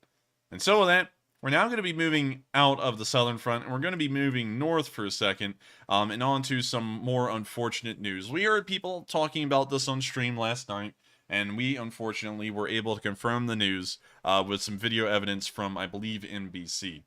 Last night, some Russian missiles struck down into the small town of Chipolny, which is also the center of a large Ukrainian rail hub, if I can find it here on this map. Let me go out to it. Let me make sure I've got the correct location. It's near Pokrovsk, so we got to find Pokrovsk. We'll just type in the town. Chipolny, Dnipropetrovsk Oblast, right here. And you can see here that there's a pretty decent rail yard that's connected to this train station. And so, in terms of supplies moving towards the eastern front for the Ukrainians, this is where one of these areas could be. Unfortunately, there was also a lot of civilians here as well, taking their daily commute from on the train, because there's also train platforms here for passengers to ride on. The Russians then deliberately attacked the railroad station with the civilians there, and ended up killing dozens, and also causing a large amount of damage to the village itself. And as we'll see in a second, which we'll have to mute this and wait for a second, and then skip that ad. You see the damage to some of the rail cars completely destroyed that were at the station during the attack.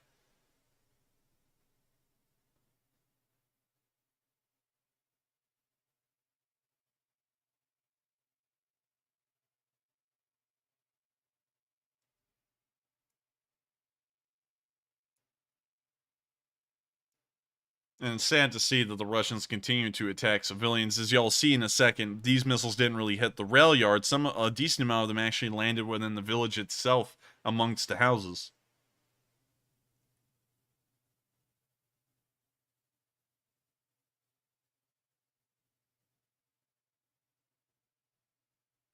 You now see them looking through some of the destroyed homes for people.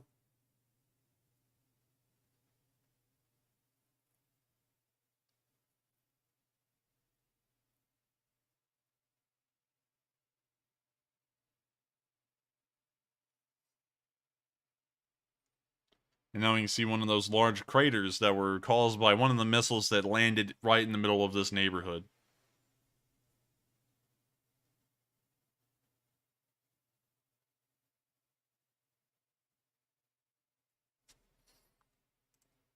And so, credit to NBC News for getting that footage. And we're now going to be moving on into the some pictures that we got from the railway station showing this attack. We can get another view at a separate crater that was caused in the middle of the town, and it looks like another identical crater just feet away, showing that these missiles, considering the proximity that they exploded near each other, were targeted into the actual town of Chaplino instead of the train station. We can also see that apparently one of the missiles struck close enough to hit the rail cars, like we saw in the last video, and burn them down pretty much to their actual, I guess you could say, road wheels, if you would like to call them that.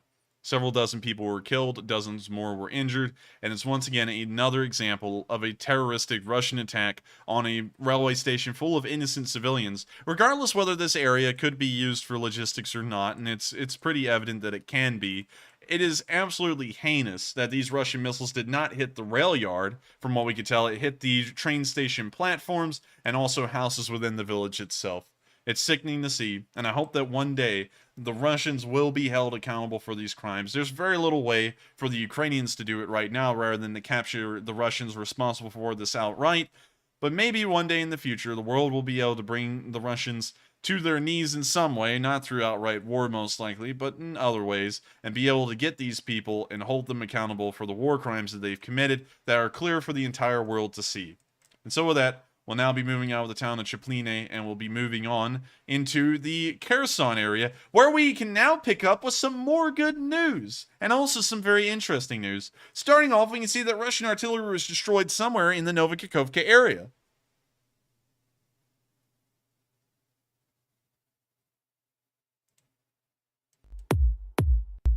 We can also hear some hard bass. Doomts, doomts, doomts. We can see the Russian artillery batteries here amongst the tree line. And boom, it looks like that one was taken out.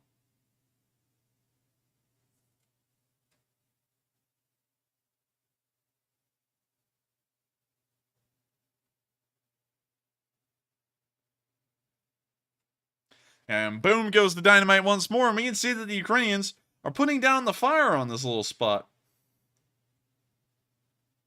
Wow, a blaze has broken out. A little bit of a fire, and it looks like that Mista B artillery piece is probably not going to be usable again.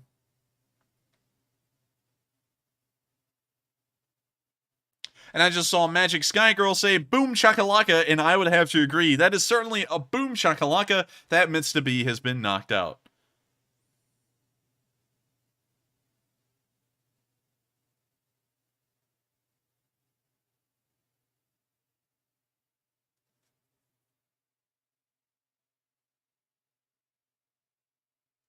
And so with that, that's the end of the video, and it's great to see that the Ukrainians are still inflicting heavy casualties on the Russian forces in the western banks of the Dnipro River. Moving on towards the village of Inhlets, we also saw the Russians getting hit here as well.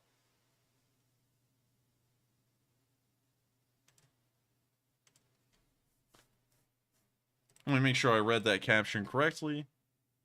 Yep, that is correct. When you see a Russian BMP here speeding through the place, I mean, like, look how fast it took that corner. And that was not sped up at all from what I can tell. It's just about fling everyone off the back of the BMP and break their necks. They're still speeding on. I mean, if these guys were in a race, I think they'd actually be winning it at this point. They're now pulling into the tree line. The crew is hopping off, and we can see the Z on the front of that BMP clearly.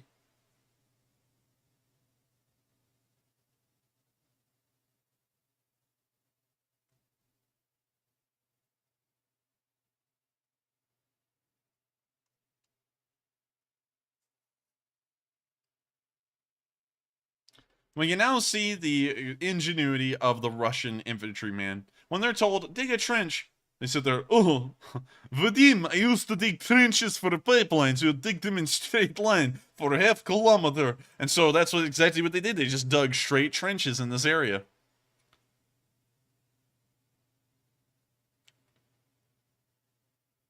We see a bomblet on its way down.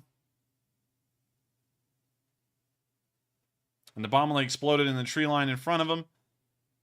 And now we can see that they're on the forced march in the wide open. And now it looks like they're getting in a firefight. That just took a turn. We saw an explosion in the tree line and it went straight to a They were all firefight. running like, and then they just turned and started firing. So now we can see that they've posted up near this tree line. And they may be in a firefight. We can now see artillery raining down into the middle of this field.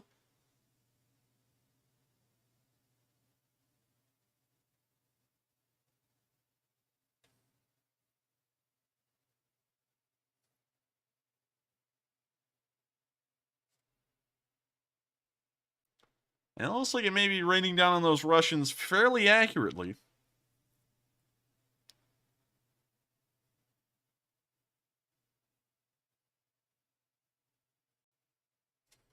And so with that, that's the end of the video, and it's great to see that the Ukrainians were able to get these Russians out into the open, and then, as far as we could tell, make them fire at nothing. Wait, Enforcer, I'm seeing a lot of people saying in the live chat that one dude shot his own guy, and did he? Did he? I don't know. I don't think I... Let's watch that again. A lot of people were saying that. Well, let's watch all of them again. Help me out, Matthew. Look at the front. I'll look more towards the rear, and let's see if we can see someone that got shot.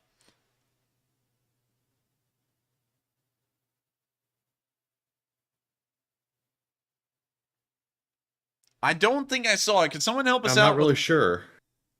Could someone help us out with which guy got shot, like his number in the row? We'll start off here. So, let's see. We could see 1, 2, 3, 4, 5, 6, 7. 7 guys, 8 guys. So point out to us 1, 2, 3, 4, 5, 6, 7, or 8 that got shot. Numbers so that way we can take a look at it and see for ourselves. So The number 2 guy, I saw somebody say. Number next 2 to guy. last, also.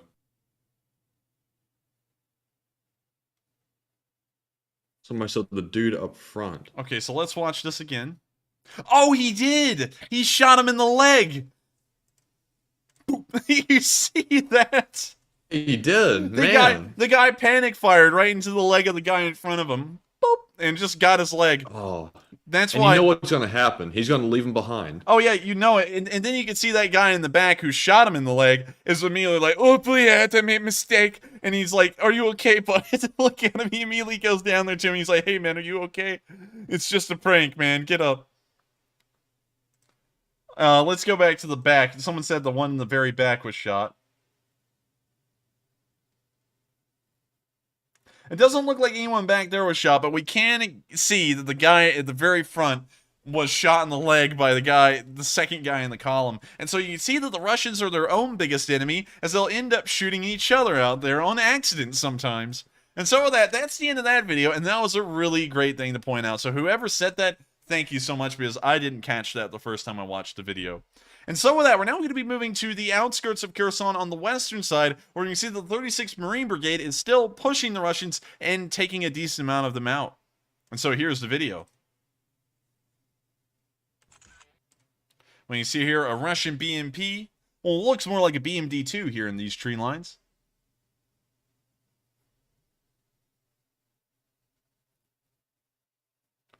You now see Ukrainian SPGs moving forward. And we all know what that means. The artillery is coming down.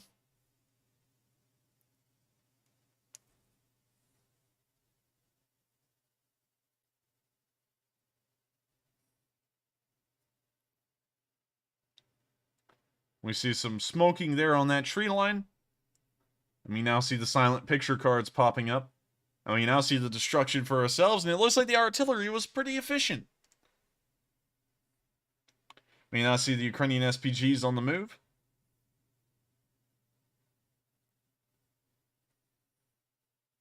And we see that they're raining down some more shots, and there may be some small ammo explosions going on right there.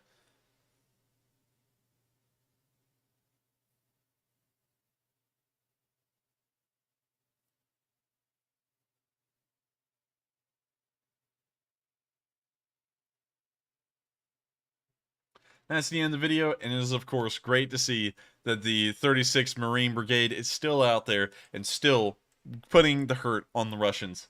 With that, we have some news coming from the Antonovsky Bridge today, and we have been able to finally confirm something with picture evidence. I trust in my viewers with their knowledge of them saying that there was not a pontoon bridge that had been set up near the Antonovsky Bridge. It was, in fact, a ferry made up of pontoon bridge segments, and today I was finally able to confirm that you guys were correct. It is actually a ferry that is made up of pontoon bridge segments, and we can see the picture of that right here. We can actually also see the little boats that are apparently used to ferry these segments across the river from one end to the other, which is interesting to see. And another interesting note is that there's only one actual Russian military truck on this ferry. The rest of them appear to be civilian vehicles that may have been commandeered by the Russian armed forces, and they're using this ferry to transport supplies over to the other side. If so, that's pretty sad to see.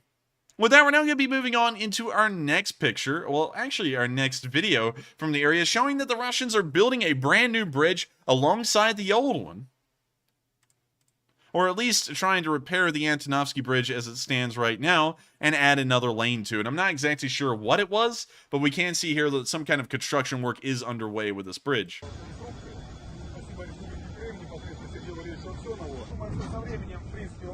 We see that these guys are on the ferry.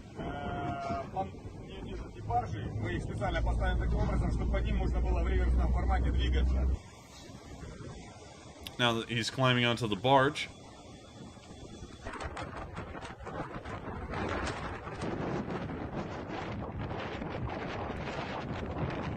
And when you see the ferry over there as they're loading on more cars and vehicles, and also the picture, where that picture was from, which apparently was this video.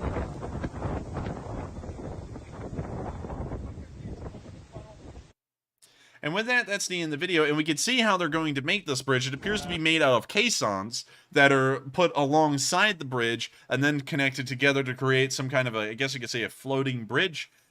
That's pretty much a caisson bridge. Pretty interesting to see, but considering it's so close to the Antonovsky Bridge, if a HIMARS missile for some reason did miss by a few feet and it was supposed to slam down into the river, it's now going to slam straight into the little barge bridge that they just made alongside it. So great to see. Can't wait to see this thing get blown up as well, because I'm sure it'll be very soon.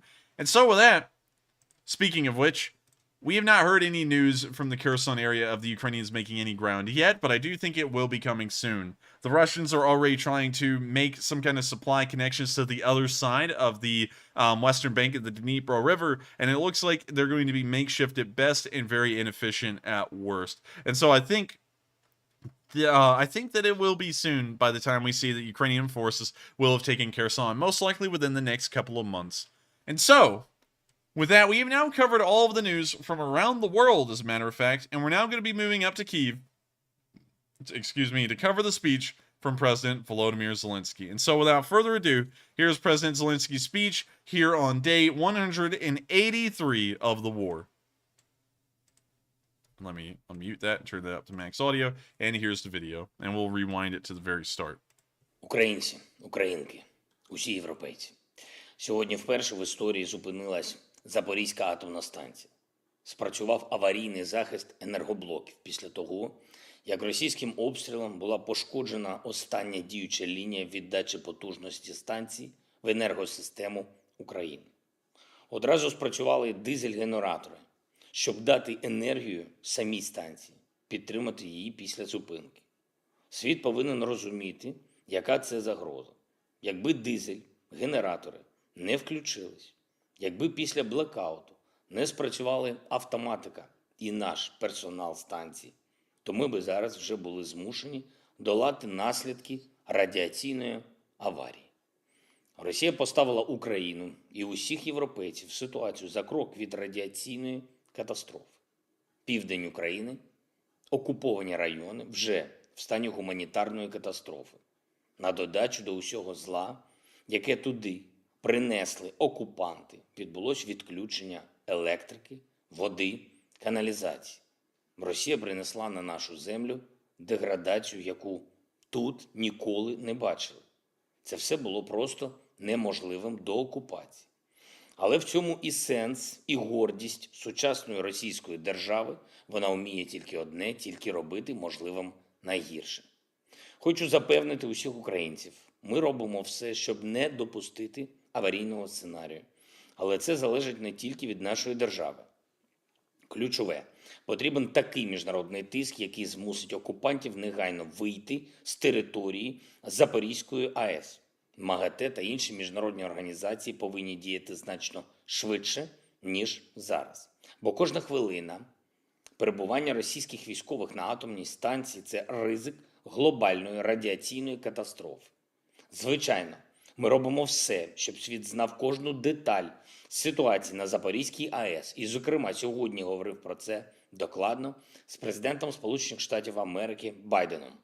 Вдячний йому за розуміння і повну підтримку необхідності повернути станцію під належний контроль України і негайно забезпечити доступ МАГАТЕ.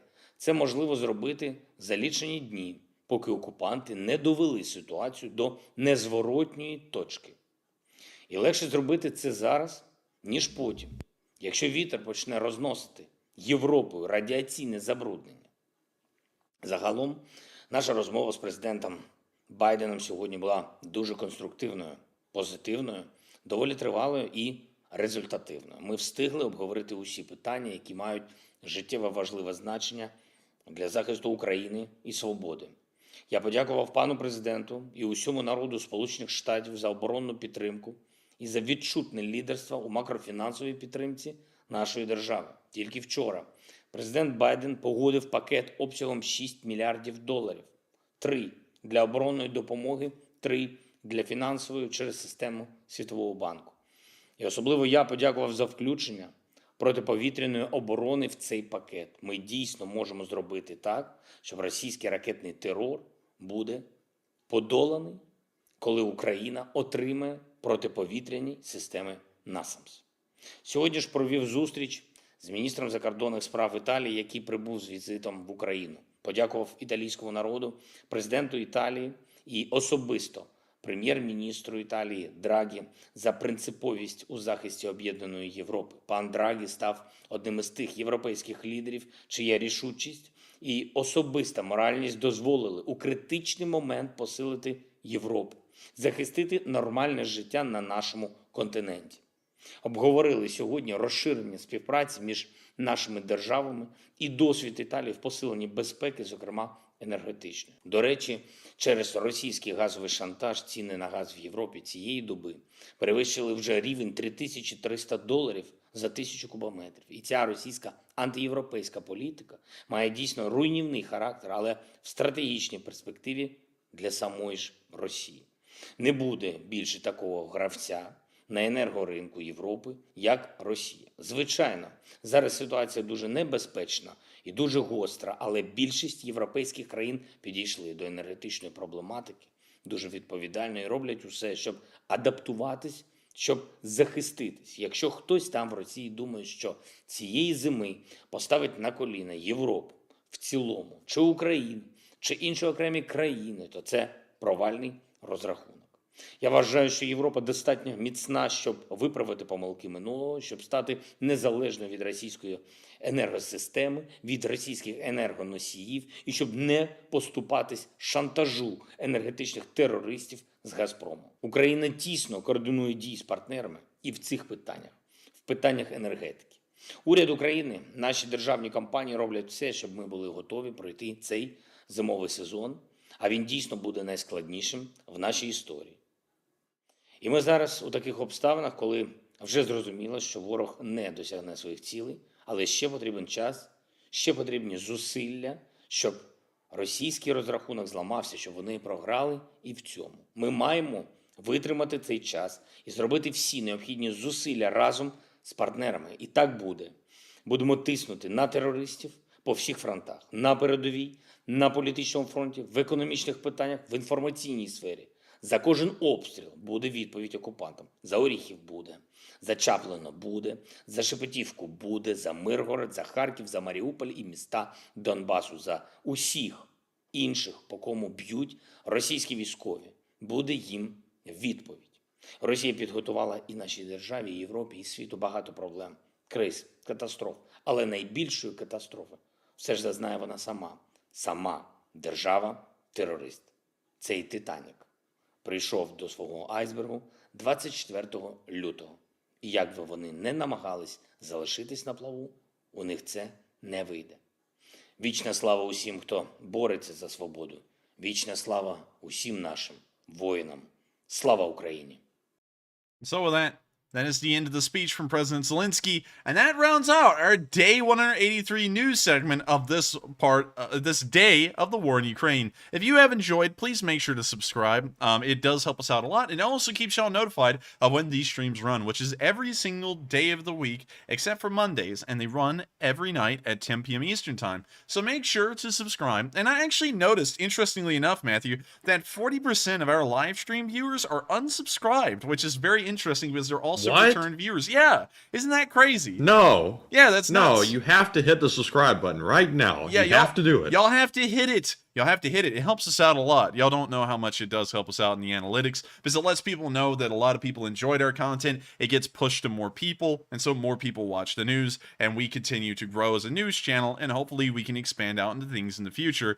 But with that, we're now going to be moving into addressing our polls, but before we do, I actually saw a really interesting comment from someone in the live chat. Bill Ibe said, you know why mainstream media scripts their shows? It's impossible to improvise 100% of the time. And you know, that is a wonderful point, and honestly, mainstream news ought to be looking into hiring me because literally 100% of these streams are improvised. We do not have a running script for any of these. I put together the news, I remember what the news bulletins are about, and then I go and work off the news from there. I usually have like a general gist of what all of these videos are coming together to make in certain areas of the front.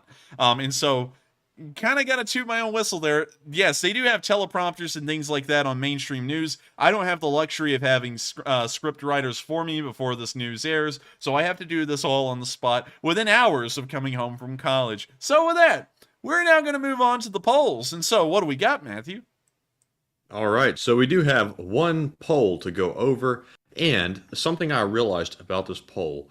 I reflexively put the F-22 Raptor on this poll, but after I gave it some actual thought, that didn't belong on that poll. And as the old saying goes, can you tell me which one of these things doesn't belong? Can you guess which one? And that would be the F-22 Raptor, because it kind of outdoes all the other three options. And that's why it won overwhelmingly against all the other three options. But here is the poll. Which one of these fighter jets would you choose to pilot? You must choose one. 73% said the Lockheed F-22 Raptor for clear and obvious reasons. 4% said Dassault Rafale. 11% said Eurofighter Typhoon. And 12% said the Saab Gripen. Now if I had to pick one for fun, I would pick the Saab Gripen. But, you know, for firepower and all that good stuff, F-22 Raptor all the way. Why'd you put that option up there? Because there's really no other option available that's that good. The F-22 Raptor is the only 5th gen fighter on that list. The other 3 are Gen 4. So unfortunately, I would have to pick it for that reason alone. But if you'll allow me real quick, Matthew, we're going to pop that poll down, and I'm going to run one that has comparable options on them. I still feel like one will win well over the other. Let's see, which of these fighter jets would you choose to pilot? All right, so I'm sorry, Matthew. I got to go and make it fair because the F-22 is going to win for sure. The I'm not going to list the options beforehand. The yep, there we go.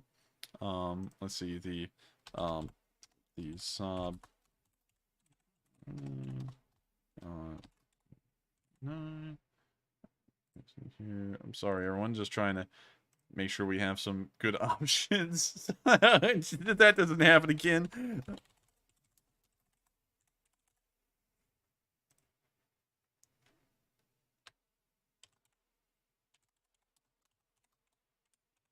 All right.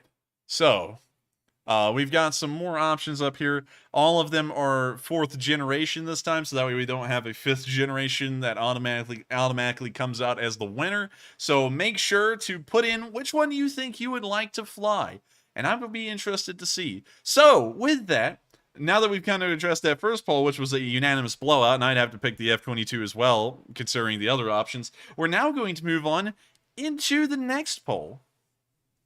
All right, so that's actually the last poll, Enforcer. So we're moving on to the Super Chat questions. And up first, we have a $78 donation from FatWong36, who says, gentlemen, all right then, LSA. Hey, I don't know what the all right then and stuff is about, but LSA, LSA. And thank you so much once again, Fat Wong, for the support. It helps us out a lot, and it helps us to keep this channel running. And of course, thank you so much. You've been around forever, I think. Like at least over 100 days or more at this point. And I've got to thank you so much once again for just being around for so long and enjoying this channel so much. We try our best to make sure the news is as, I guess you could say, real to life as possible. And I'm glad that you have enjoyed it so much that you help us to keep alive. And so with that, we are on to the next one. And thank you once again. All right, and next up, we have a $20 donation from Duncan VR. Oh, and man, have I been looking forward to getting to this super chat. Duncan says, the long-winded Morse at the front was ba, ba ba ba, ba ba ba ba ba ba, ba ba woof Mao. Not Mao, meow. Mao. Not talking about China here. Yeah, woof Mao. Make Matthew reread that. He loves impersonating Russian military officers. Oink, oink, snort, ba ba ba, buck, buck, buck, beep, beep, beep. Well, and thank you for the support, Duncan. And I think Matthew has been tortured enough through one run-through. I wouldn't make him do it again, but Matthew, his brain will explode if he does that a second time. But I do thank you so much once again, Duncan, for being around forever. I mean, like, you've been around since, like, the first few weeks of this war. And so I thank you so much for being here and still helping us to keep this channel running. And so with it, excuse me, for some reason, I had chicken tonight. Chicken is not working with me at all tonight. But anyways, thank you so much once again for the support. I hope that does address the comment. And with that, we are on to the next one. And you've once again tortured Matthew thoroughly. And up next, we have a $20 super chat from Kaltenberg, who has run out of things to say in the super chats. So he has resorted to this. He says, "I wish I were an Oscar Mayer wiener. That is what I truly long to be. Because if I were an Oscar Mayer wiener, everyone would be in love with me." And also, I hate to say this, Matthew, but Kaltenberg actually hopped off for the night already. And it's kind of sad. What? Yeah, they already hopped off. They said they had to get to something early in the morning tomorrow and they had to go. So sadly, they are not here tonight to watch this, but I did see that. I hope you had a great night's sleep if you're watching this tomorrow. And also to address your comment, an Oscar Mayer wiener, pretty interesting. I honestly, they're not bad. I've actually seen, you're not going to believe it, the Oscar Mayer. Oh, the Oscar Mayer Wienermobile. Yeah, the Oscar Mayer Wienermobile. And it actually came around to Birmingham one time. It was at the car meet down there. I'm not sure where it is in Birmingham, but it came by, and it was really interesting to see, to say the least. Also, what's hilarious about the Oscar Mayer, is that the inside of this thing? No way. No, that way. can't be. That can't be. Is it really? It really is. Oh, man. Oh, man, dude, these people are driving around in, like, raw luxury in the Wienermobile. And we can see here that there's 2 wieners on a barge. There's a lot of jokes that could be made on that. But we're going to save those jokes for y'all. Oh, look, it's the peanut. Oh, I didn't know they had that. It's a combination of worlds. You can't spell nutrition without nut. And also the Oscar Mayer wiener saying he got some nuts and some wieners in the same place. Pretty cool, honestly. And the jokes are limitless here. So fire away, but this is really cool. And also, Kaltenberg to address that so that way you can see this tomorrow and have a good laugh. That was a pretty good jingle. I have seen it before. And also, here's an original Wienermobile. I think it was based off of a different car model back then. Anyways, with that, we are on to the next one. And thank you so much once again for the support, Kaltenberg. And up next, we have a $20 donation from Psyops, who says, "In Ukraine, we made a can called Putin. And when we dance, we say, Putin." Interesting. They made a can? Yes, a can. Interesting. Like a can, like a aluminum can? I guess so. I'm assuming he's not referring to a silencer, I'd hope. Well, if you're talking about a can that you drink out of, or a can as a suppressor, I do thank you for the support, and it is good to hear that y'all say that phrase a lot. I think it's a phrase that needs to be said a lot around the world these days, considering we actually know what the guy's about. And so with that, I hope that does address the comment, and thank you so much once again for the support, and it sounds like you are from Ukraine, and if you are, it's good to hear from you, and I hope you're safe over there, and I hope you're okay. Of course, wars are pretty dangerous altogether for anyone that's inside of a country that's at war, but I hope that you do stay safe. And so with that, we are on to the next one, and thank you so much once again for the support. And up next, we have a $20 super chat from Ted Edgens, who says, "The German Jeopard would make a great anti-armor vehicle and personnel weapon. It is the role the U.S. used the M163 Vulcan in Desert Storm, broke Iraqi positions that the Bradleys could not." And I would have to agree with you. The Gepards, the Shilkas, and really any kind of AA vehicle can really double down as anti-personnel and anti-infantry incredibly well, just because of their high rate of fire and also usually the caliber of their guns. You've got to remember that the M3 Bradley is called an infantry fighting vehicle. And, you know, for that reason, it has a somewhat limited rate of fire. I do think the Bradleys are one of the coolest armored personnel carriers out there. However, if you were to take that 30mm Bushmaster and compare it to the Gepard's 2 twin 30mm that have a far higher rate of fire than the Bradley's gun ever could have, you kind of get the idea that this thing is an infantry-eating machine. And I'd have to say, that this thing could be used to either shoot down drones or engage the infantry. Although I think the modern war, most of the time, the infantry doesn't even get close enough to each other, and the front lines don't get close enough for a Gepard to do that these days. So I think it'll be largely relegated to drone, anti-drone work. But still, it's an impressive vehicle for sure, and there is room for it to definitely fill in that anti-infantry role. And so with that, we are on to the next one, and also take a look at that cool Bradley again. And now with that, we are on to the next one. All right, and next up we have another $20 super chat from Psyops, who says, "This spot goes to a random question from the chat. Enjoy LSA buddies, also Oklahoma #1." And I'll add this in for him, Texas stinks. But anyways, to honor the super chat request, we are going to go and find a live chat question, and the honorary live chat question, courtesy and sponsored by Psyops, goes to Trader Cat, who says, "Do we have any news on the Konigsberg situation? It's been a while since we've seen anything." We haven't gotten any news on the Konigsberg situation. We did hear that there were some war games conducted there a couple of months ago, but it's largely fallen silent, and I'm not sure if the blockade from Lithuania still stands or not. I think it may, but I haven't gotten a lot of news or information to really speak about Konigsberg at all. And just in case if some of y'all are confused, Konigsberg is the old Prussian name for Kaliningrad, which was renamed by the Russians, because wherever the Russians go, they have to rename it into something Russian and then treat everyone there like they're Russian. And so with that, I hope that does answer your question fairly well. And also, thank you so much, Psyops, for sponsoring someone to have their live chat question answered. That was really kind of you, and I do have to say, thank you so much for the kindness that you gave to the questionnaire. And so with that, we are on to the next one, and thank you once again. And up next, we have yet another super chat from Psyops, who puts in another $20 donation. It says, "This is a Matt question. What is the most embarrassing story from Enforcer's childhood? Muha, ha ha ha, ha ha ha ha ha. I will eventually wear you down." And Psyops, sadly, I can't go into that, just because. You know why? You'd be starting a brawl that would last for a very long time. So, Psyops, if you want to put in an alternative question, maybe we can answer that one for you, since you did put in a super chat. But sadly, I can't go into that because OPSEC. But thank you very much for your support once more. And also, let me see here. Got lost in the spreadsheet. There we go. And up next, we have a $20 super chat from Fushia Cone, who says, "I recommend that you research Coast to Coast AM with Art Bell. Your channel is rapidly becoming a replacement for that broadcast. Big shoes to fill, but you guys are doing awesome." Boy, thank you so much for the support. And what was the name of that channel again?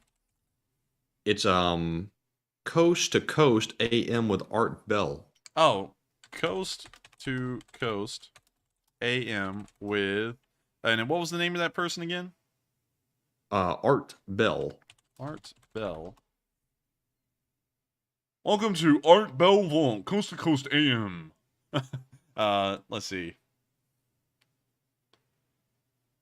Interesting.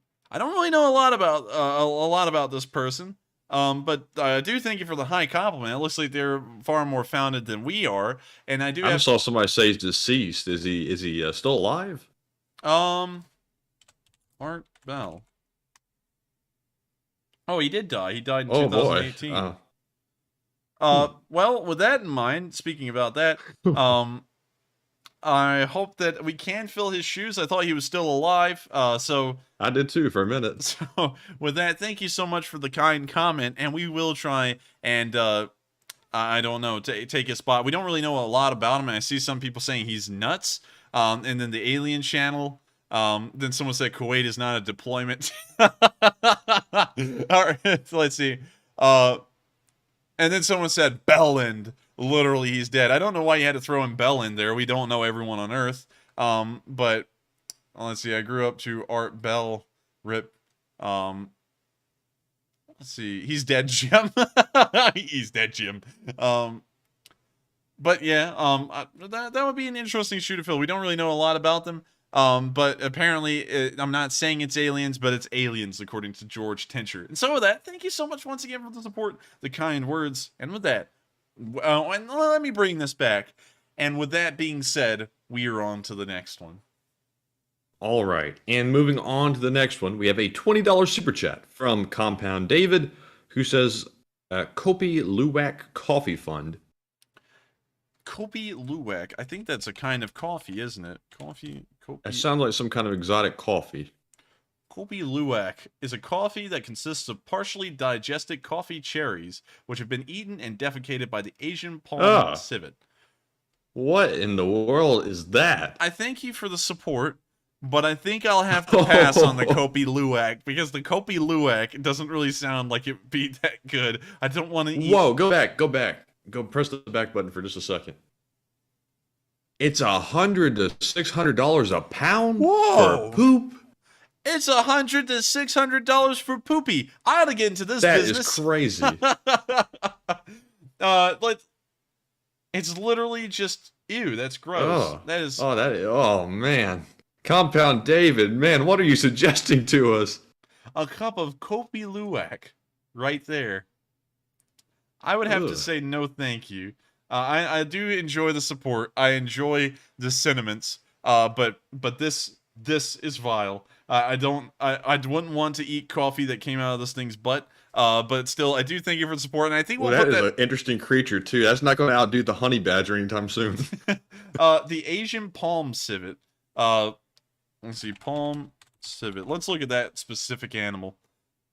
Who in the world picked up a palm civet's crap, ate it with coffee beans in it, and said, you know, this would make a great coffee blend? It's kind of cute. A little bit. A little. It kind of reminds me of a lemur.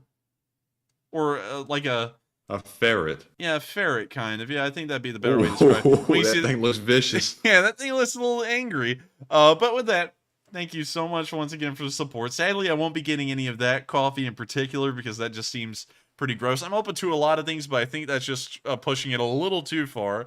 But thank you once again so much for the support. And with that, we're on to the next one. And up next, we have a $20 donation from Larry Thumper, who says, "Have a double Turkish on me. I love the job you guys do." And thank you so much for the support. I will have a double Turkish because that is not apparently defecated out of an animal or thrown up, from what some people are saying. I will have a Turkish coffee. And so thank you so much once again for the support and helping us out with our coffee fund with drinkable coffees. And so with that, we are on to the next one. And thank you so much once again for the support, everyone, to the coffee fund. It helps us out a lot. And with that, we are on to the next one. And up next, we have a $20 super chat from BC Skyman, who says, "Does the Republican National Army exist in Russia? Is it possible that they are doing inside jobs?" Can you reread that one real quick? They said, "Does the Republican National Army exist in Russia? Is it possible that they are doing inside jobs?"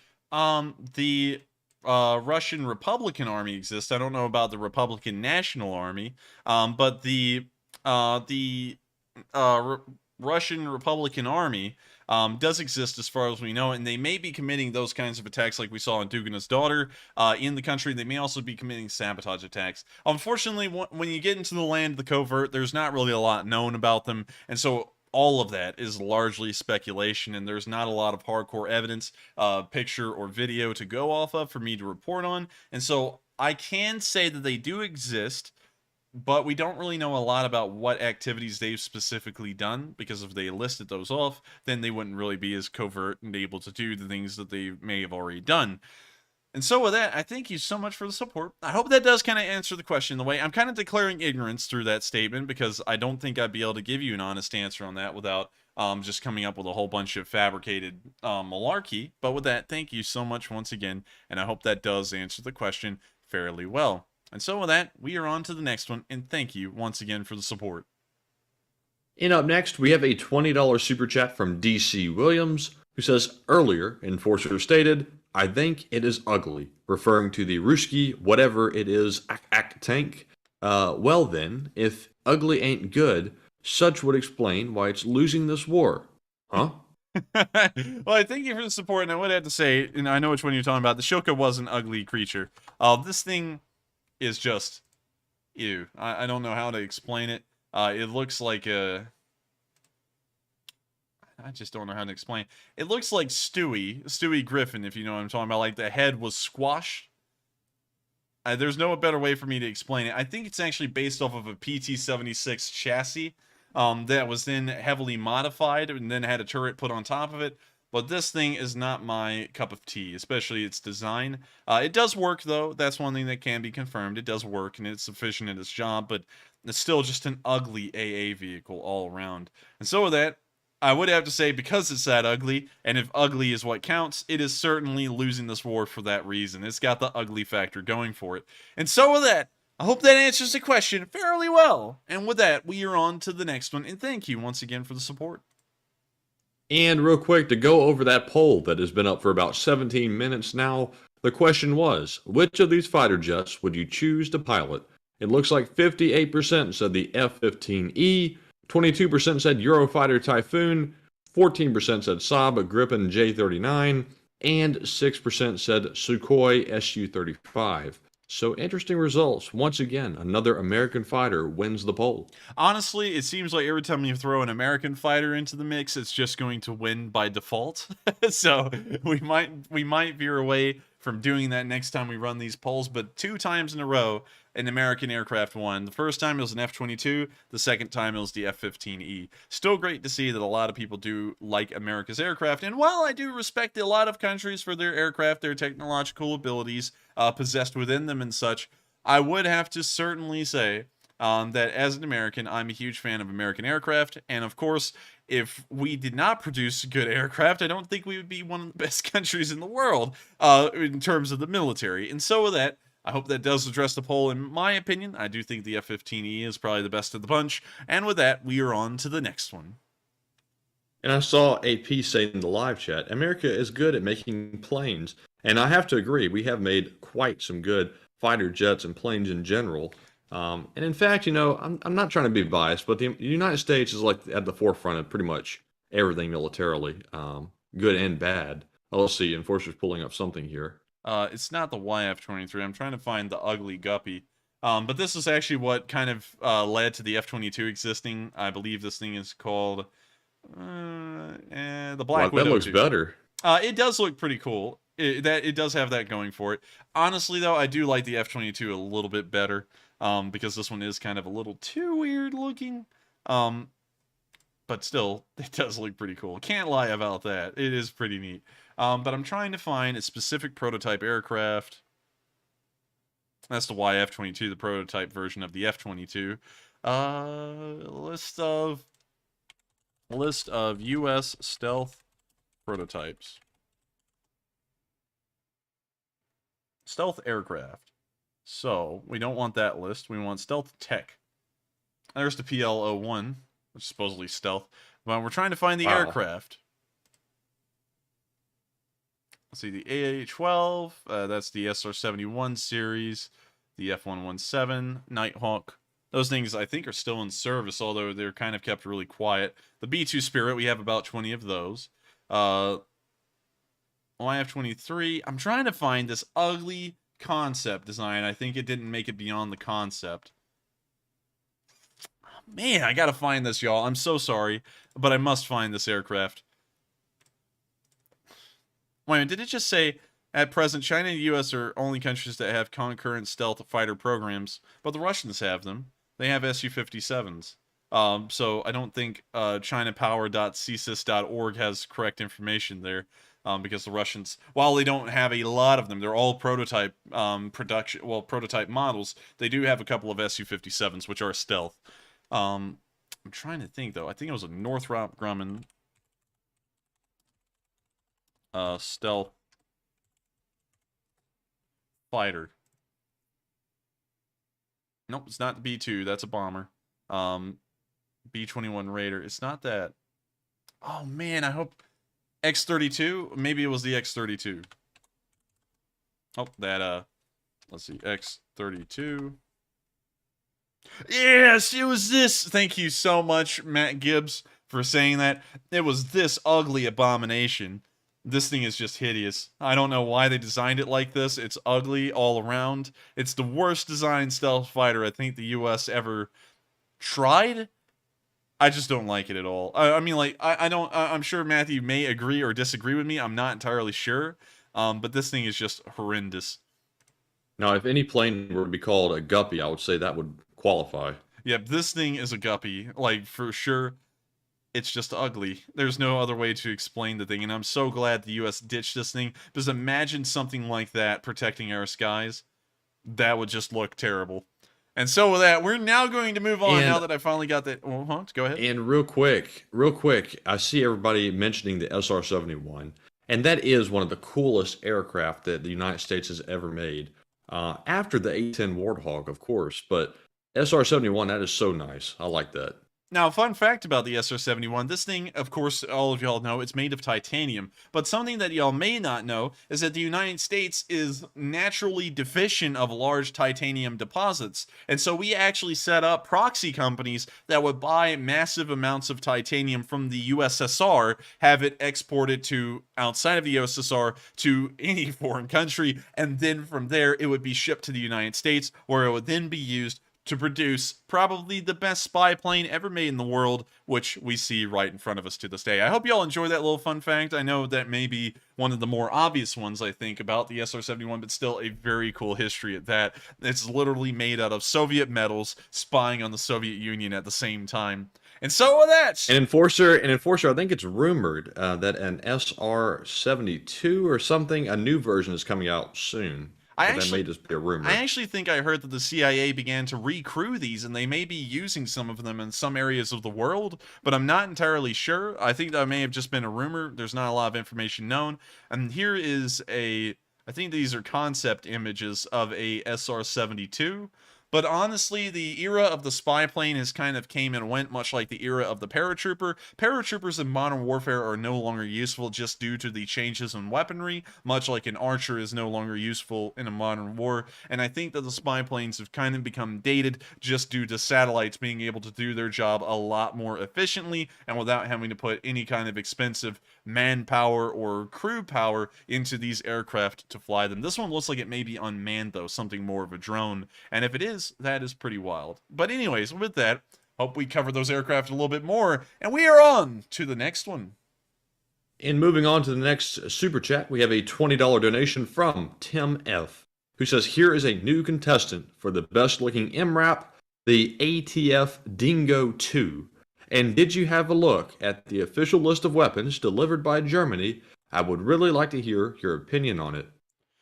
Also, real quick, the German MRAP, it looks German. This thing... Very utilitarian. Yes, it looks very utilitarian. Hopefully it doesn't have the engine of a BMW, because if it does, it's not going to work. But we can also see that it was made by Krauss-Maffei Wegmann, which, if y'all know anything about KMW, they have a pretty good website to just be selling stuff to nations around the world. Let's go to their website. KMW, the system's supplier. They have this beautiful Oh, wow, I like their website. background, too. Only accept essential cookies. This is a German website. So I've never heard of that before. Krauss-Maffei Wegmann? I know the only accept essential cookies before. That's kind of interesting. Yeah, it is. But let's check out their systems and products, just in case we want to buy one. Oh, look, there it is. Let's see here. Wheeled vehicles, tracked vehicles. Wow, they've really expanded their tracked vehicles over the past few years. Anti-aircraft systems. It looks like they're still able to sell Gepards. It looks like they're still selling these. Pretty interesting. Once again, pretty cool vehicle. Moving on from that, let's take a look at the main battle tanks. I'm sure they're all Leopard 2s. And, oh, they got some Leopard 185s still. That's neat. But mostly Leopard 2s. And moving on from that, let's check out the artillery. We always got to check that out. They sell Mars 2s, Donars. What on earth is this thing? Wait a minute. It's literally a ship gun mounted onto a vehicle. This thing is like a ship turret that you put on a larger destroyer or a cruiser, and they put it on like something that looks like a HIMARS or an M270 kind of vehicle. That's insane. That's for the oligarchs' land yacht when they come flying over. Yeah. That's crazy, honestly. I've never heard or seen of this thing before, but that is really... Wait a minute. What's its fire rate? Rate of fire, 6 rounds per minute. So it doesn't have a high fire rate, but it's a pretty big gun. I think it's the same one on the Panzerhaubitze, but pretty nuts at that. So with that, we're now going to be moving on to the RCH 155, which looks kind of like the same thing. Now that one looks dorky. The turret is incredibly tall for it, and it doesn't look good, but I'm sure it works pretty well. What's the rate of fire on this one? 9 rounds per minute. And it uses the exact same gun as well. So in terms of actual fire rate, it's actually better than the previous Donner. And then, of course, they got the HIMARS and the Panzerhaubitz, which we've already seen and looked at. I'm sure that this equipment is probably really good, but they need to work on their design department just a little bit. That's true, but they're about to make up for it here with the infantry fighting vehicle, as the Puma is pretty freaking cool. That's pretty cool. That's pretty cool. Yeah, pretty cool one. Let's see here. It's got 800. They're putting the Iron Cross on the side of it, it looks like. Oh, that's I think that one is called, I forgot the exact name. The one in World War II was called the Balkan Ruse. This one's called something different. I forgot what it is, though. I'd have to look into it again. But that's on all German vehicles, actually. That's just the symbol of the German ground forces, which is called the Heer. Anyways, moving on from that, I think we've covered all of these except for the amphibious vehicles and the bridges, and we won't look at the bridges. Oh, interesting graphic here. I like that. It looks like they only have one amphibious vehicle. But still, it's pretty interesting. Anyways, with that, now that we've covered Krasmafie Wegman a little bit, we're going to go back to the Dingo. The Dingo is pretty interesting looking. Sadly, I can't pull up a list of everything that Germany sent because I don't think there's one that exists. But still, they have tried to provide a decent amount. It's just that the Germans are a little bit more skeptical than most countries in providing arms and supplies to Ukraine because of some internal geopolitical issues like where are they going to be getting their electricity from. And so with that, we're now going to be moving on into the next one. And thank you so much for the support, and thank you for helping us to go check out Krasmafie Wegman's website and having a reason to do so. And so with that, we are on to the next one, and thank you once again. And up next, we have a $20 donation once more from PsyOps, who says, "Hey, Enforcer, where do you want me to post the next script? Muhahaha." And I thank you so much once again for the support, PsyOps. And sadly, I don't like scripts all too much, especially with streams, because I feel like it makes it a little bit too rigid, and I feel like doing this in a live stream makes it a lot more enjoyable for me, and it makes it a lot more enjoyable for y'all as well. But then again, I could be wrong, I don't know, but we've never done one on a script before. But thank you so much for the support, and thank you for the joke as well. I do know that's a joke, and I hope that you have enjoyed all my answers to every single one of your super chats tonight. You've helped us out massively tonight, because it just helps us out to keep this channel running. And if you would like to help our channel to keep on running, of course, super chats are actually the only way we do that right now. I am thinking, though, that in the future, because I'm looking at where this channel will be heading, we're probably not going to be doing live streams a lot, and we still have to, of course, support ourselves to keep on doing this. And so we may start a Patreon in the future. But that will probably be after we make a couple of videos, because, you know, we'll have to somehow keep the videos alive as well. But anyways, with that, we are on to the next one, and thank you so much once again for the support, PsyOps. And up next, we have a $13 super chat from Eli Lassetti, who says, "I've been watching you guys for a while now. How come you only stream on one platform? Anyways, love for what you do. Hobart, Tasmania, Australia." Oh, Hobart, Tasmania. Cool, let's go down there. He's in the largest city in Tasmania. Fun fact, a lot of y'all may remember the Tasmanian devil as a child. I can't actually pull that up because it's copyrighted. I just forgot about that. But did y'all know, fun fact, the Tasmanian devil is so inbred due to, you know, there's kind of a problem with Tasmanian devils and inbreeding, but they're so inbred that there was a cancerous growth that took over one Tasmanian devil, and due to how they breed, they bite each other on the face, and this specific tumor was on the Tasmanian devil's face, and so when the other devil bit it, it fell onto that one and its open wounds, and because they're so inbred, DNA-wise, that devil could not tell the DNA of the other devil apart, and the tumor began to grow on them. It then spread amongst the entirety of the Tasmanian devil population, and within a short amount of time, just a small, I believe like 2 or 3 years or so, it killed off 90% of the Tasmanian devil population. And so it's actually a pretty interesting fact about the Tasmanian devils. They're really odd, and it's crazy to think that the Tasmanian devils are that inbred. Anyways, with that, going past that fun fact about the devil, we're now going to be checking out Hobart and see what it looks like. Wow, this is really nice. Cool. Is that a... That's a kangaroo. Season's greetings. Wow. This is a nice place. I like this stuff. This is cool. It doesn't look like Christmas down here, though. It's in November of 2019 when this was taken. Vodafone. Oh, goodness. I remember Vodafone in the UK. Woolworths? Wow, this is a nice place. This little specific spot right here isn't, but the rest of it is just nice looking. Wow. I like this. Tasmania is a nice place. A lot more nicer than I thought the devil would be. And so with that, I hope that does address the comment in a way. That is wonderful to know that you are from Tasmania and that we have Australian viewers literally from everywhere in Australia at this point. And also to address why we only stream on one platform. I don't know how to set up stuff and run it for Twitch. And also the other thing is that I just generally like YouTube and how things are run over here. And also it would divide our focus up from YouTube, and we would also have to focus on Twitch as well. And I think that would be a little bit too much for Matthew, as there would be two entirely separate live chats going on at the same time. There may be super chats or something like that coming in from Twitch, and then we could be missing some and not answering them. And honestly, if y'all do support this channel, because I respect y'all, and y'all could do anything y'all want. Instead of doing that, y'all support us and help us to keep on reporting the news. And I want to make sure that if y'all are doing that, we make sure to recognize y'all and thank y'all for helping us to keep on doing this. Because this is kind of what I dreamed of doing in high school. I was like, wouldn't that be cool if I could commentate on things that I'm interested in? And now I'm able to, and y'all help me to keep on doing this. And so I want to make sure that we personally thank each and every single one of y'all for supporting our channel. And if we did Twitch, we probably wouldn't be able to do that. And so I hope you understand why we don't do that. I know we could reach a larger audience, but at the same time, I want to make sure to appreciate our viewers as much as we can, instead of just trying to maximize the numbers in a way. And so with that, I thank you so much once again for the support, and also very cool to know that you're from Hobart in Tasmania. And so with that, we're on to the next one, and thank you once again.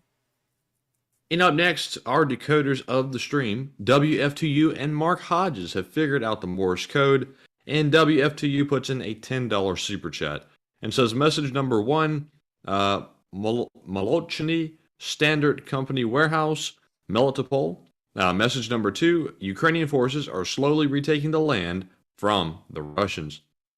And also, ding, ding, ding, you are correct. You got both of them right. The first warehouse we pointed out was in this area right here. It does look like it would be conducive to an ammunition depot. And the second one is also correct as well. The Ukrainians are retaking land and will hopefully win in the future. And so you got both of those correct. And thank you so much once again for the support. It does help us out a lot, and I'm glad to know that y'all are still enjoying those Morse code messages being put out. I actually put a lot of effort into that a day, trying to make sure that those Morse code messages are new. We also switch out the music a lot now, and I hope everyone's been enjoying that, because I've been trying to make this as interesting as possible, the countdown. And we've also started to include little snippets of videos here and there, like the intro of Servant of the People, which I thought was kind of funny and ironic. Because we certainly know that Zielinski isn't walking into office every day like that anymore. And so with that, we are on to the next one. And thank you so much, WF2U, once again, for supporting this channel and also enjoying those little Morse codes. And with that, we're on to the next one.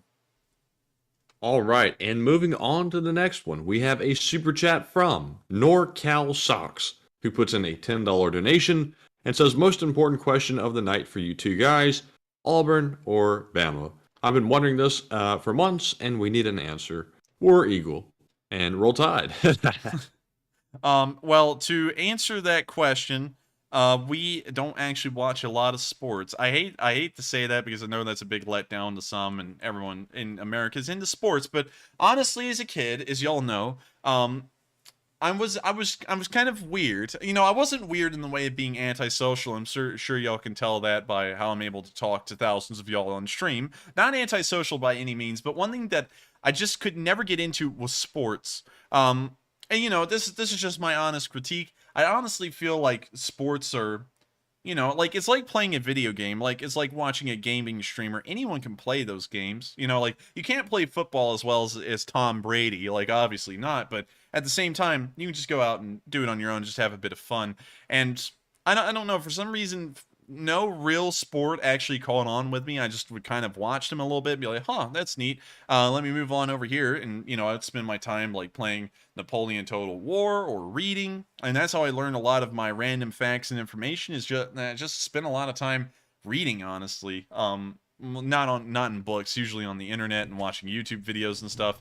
But sadly, I don't support either team. I don't really support any teams for that reason. I just don't know enough about them. I do know that Alabama University's football team, I think, is one of the best in the nation. Of course, everyone knows Nick Saban, I believe. He actually was in Birmingham a little while ago, from what I heard. We live here, so that was kind of neat. But considering I don't watch sports, that didn't really mean anything to me. I was like, oh, cool, that guy will be here. That's neat. But anyways, with that, I hope that kind of addresses the comment.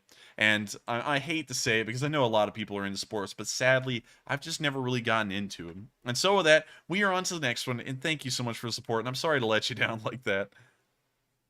All right, and moving on to the next one, we have a $10 super chat from Michael Cabrera, who says, for the coffee fund, guys, drink more coffee. And Michael, we actually couldn't drink more coffee if we wanted to. We're already at the maximum amount where we can drink. And also, thank you so much for the coffee fund again, Michael. And also, we are going to, I will try, not we, Matthew just put it down. I will try to drink as much coffee as I can. I think I'm drinking as much as I possibly could right now, but, shoot for the moon and go for the stars and all that. And so I will try and drink more, maybe try and stop my heart with caffeine. And so on that, thank you so much once again, Michael, for the support, and thank you for helping out that coffee fund. And with that, we are on to the next one, and thank you once again. And up next, we have a $10 super chat from Der Waldgott, who says, I believe it's Knards, Slava, Ukraine. And thank you for the support. And also, it may be Knards. I've never been one for pronouncing words well at all. I hate to say this, I would have to attribute that to going to school here in Alabama, because we didn't, believe it or not, Matthew and me really didn't learn how to write in school. So I can't. What? Well, Matthew, you can't write. I mean, like, do you call what you write eligible? Legible? I don't even consider eligible. Like legible. I don't even consider what I write, just in case. Here's the papers.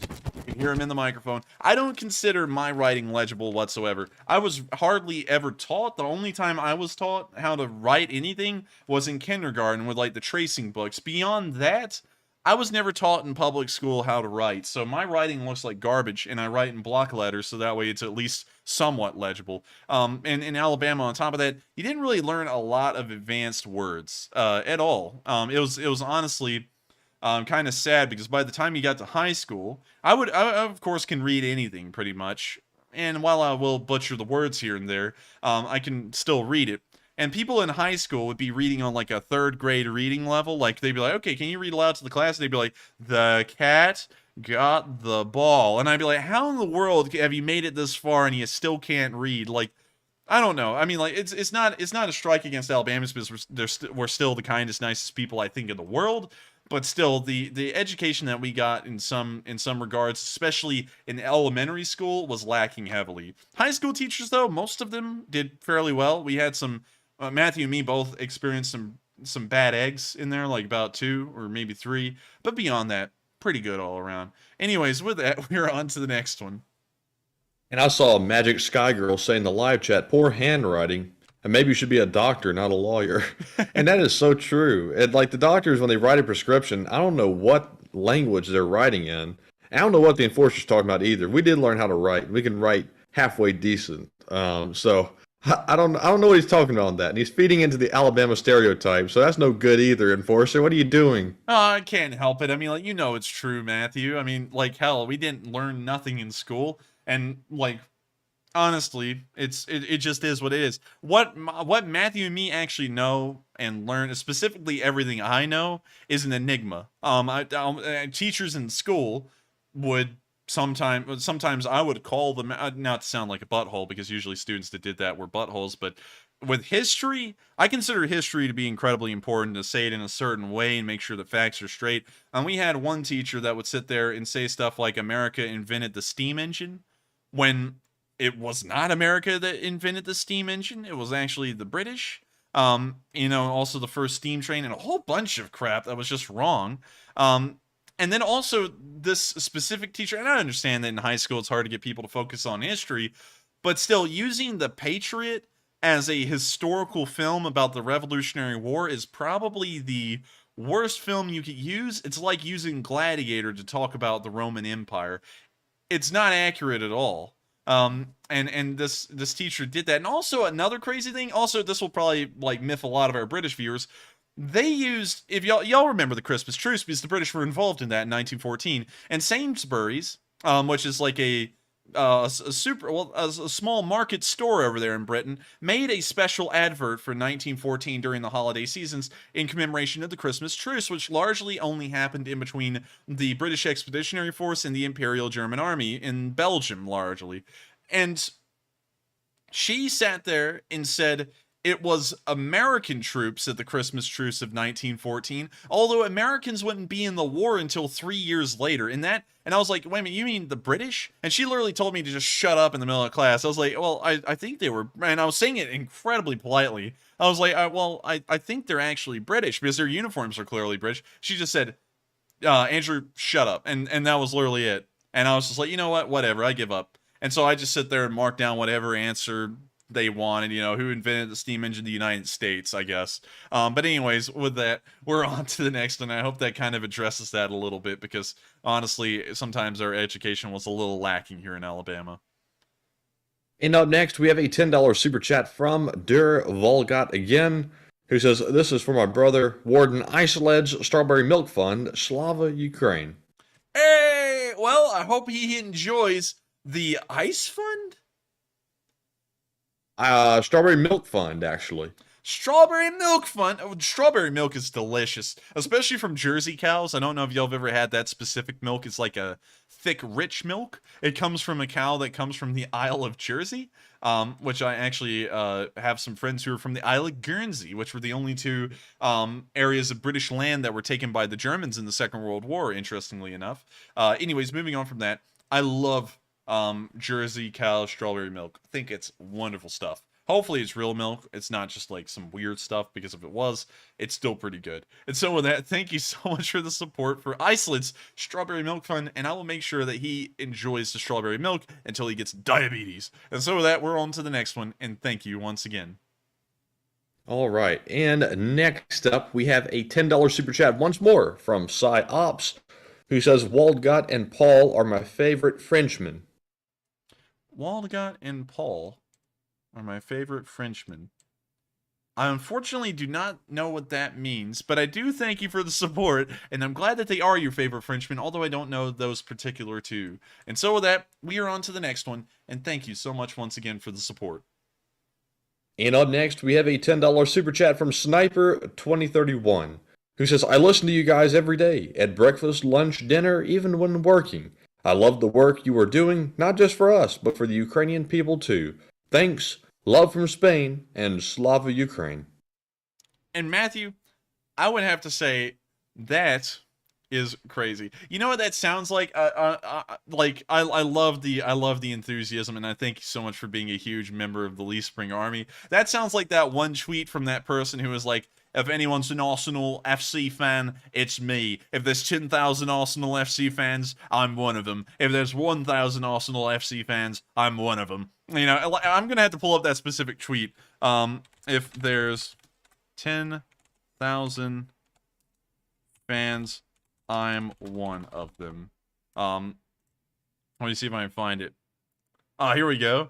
Let me go pick it out specifically. All right, so here it is. Real Madrid. It's actually for the Madrid Football Club. But anyways, if the Lee Spring Army has 1 million fans, then I'm one of them. If the LSA has 1 fan, then I'm that one. If the LSA has no fans, that means I'm dead. Win or lose, 0 goals or 10 goals, good form or bad form, I will always love and support you, even if the whole world stands against you. Viva LSA. And I gotta thank you so much for the support. And that's really cool. He said Madrid? He said Spain.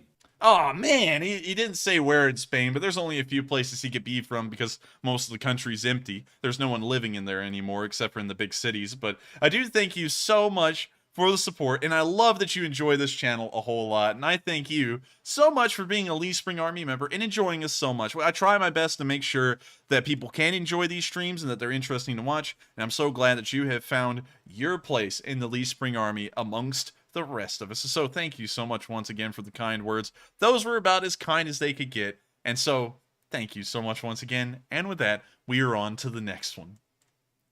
And up next, we have a $10 super chat from Richard Daniel Jr., who says, Enforcer Matt and the Enforcer, in your opinion, after the war is over, how long do you believe it would take to fully rebuild Ukraine? And thanks for another great stream. Now, Richard, for me, I would have to say it depends. It depends on if the Ukrainians want to build back in a more grand fashion, or do they want to build back simply, the way it was, in a standard fashion, to get it rebuilt quickly, and also who's going to fund it. So it's hard to say, but Enforcer, what's your take? My take would be most likely it would take a decade or two to entirely rebuild the country, especially the cities that have been leveled to the ground like Mariupol.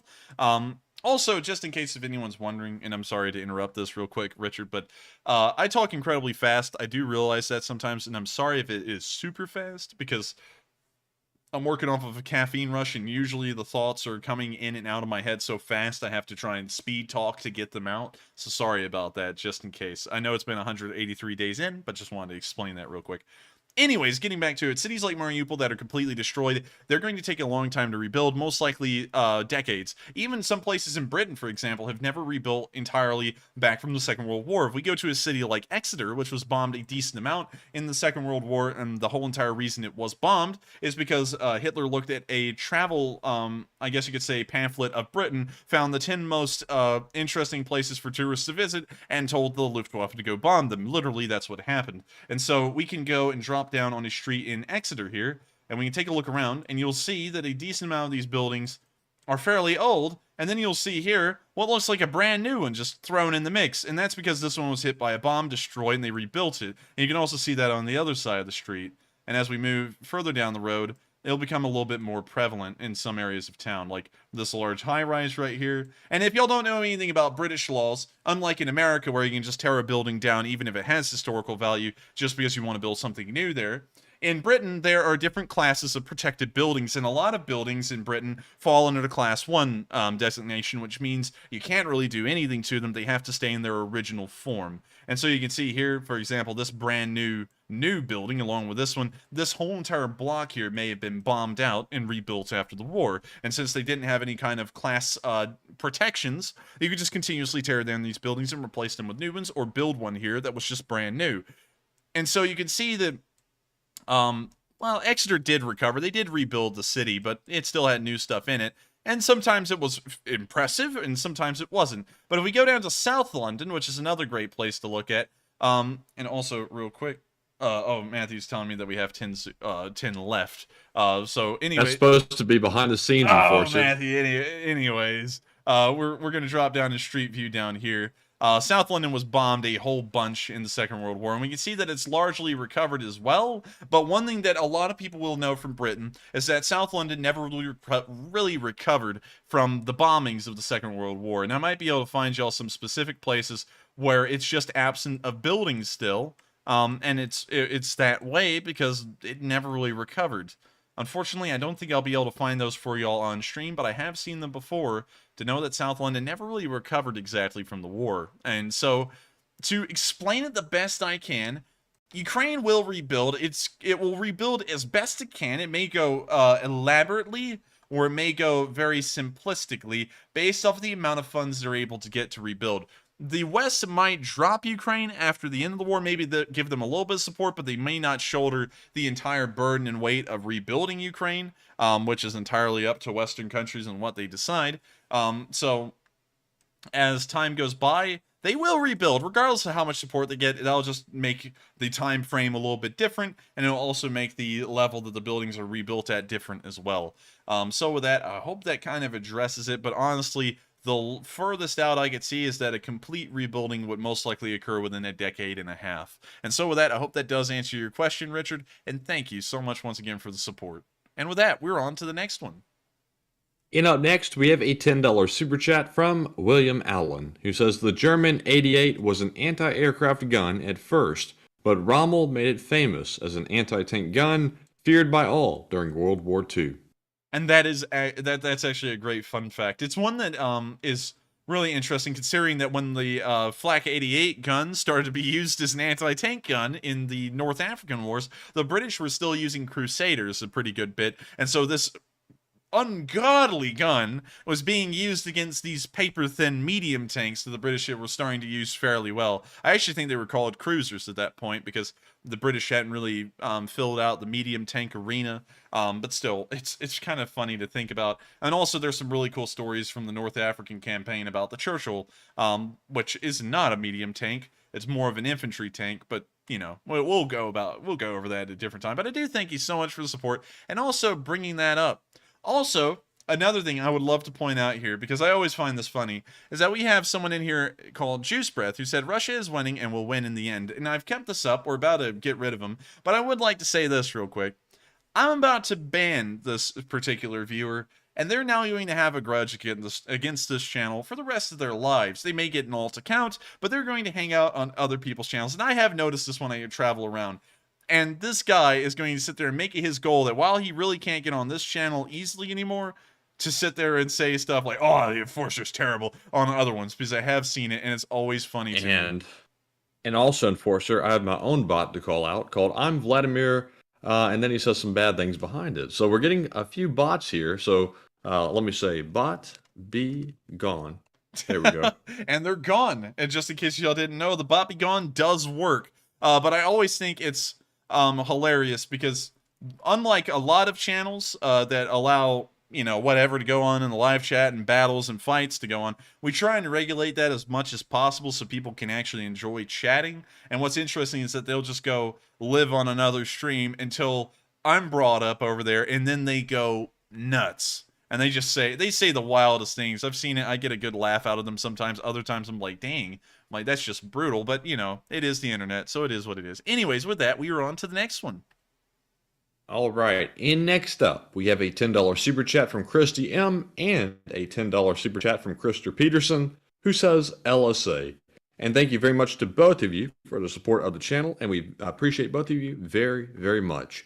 And moving on, we have an $8 super chat from Revenge, who says, good day, Enforcers. Matt Bama Rush is at the Alabama College, I think they meant to say. I heard about on YouTube, LOL. Aussies love you guys. Thank you. Now let's see. What did that mean? Matt Bama Rush is at Alabama College. I'm not sure what that means, to be completely honest. But thank you for the kind word as well. And also, thank you so much once again for the support.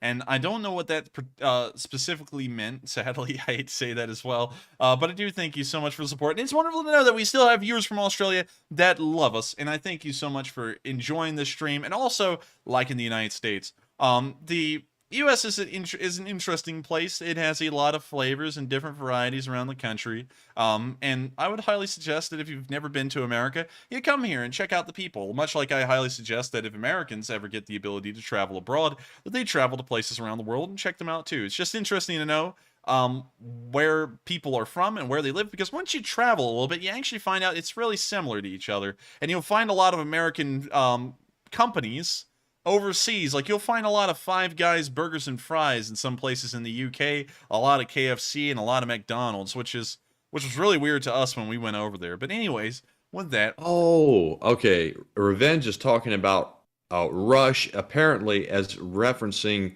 something to do with a sorority. So that's what they're talking about. Oh. They said they heard about it on YouTube. Okay, now I know what you're talking about. Now I know. I don't know much about sororities and things like that, but I did see a YouTube video on it, and that's some horrific looking stuff. I don't know what it is about it, but it's horrifying. And what is it specifically?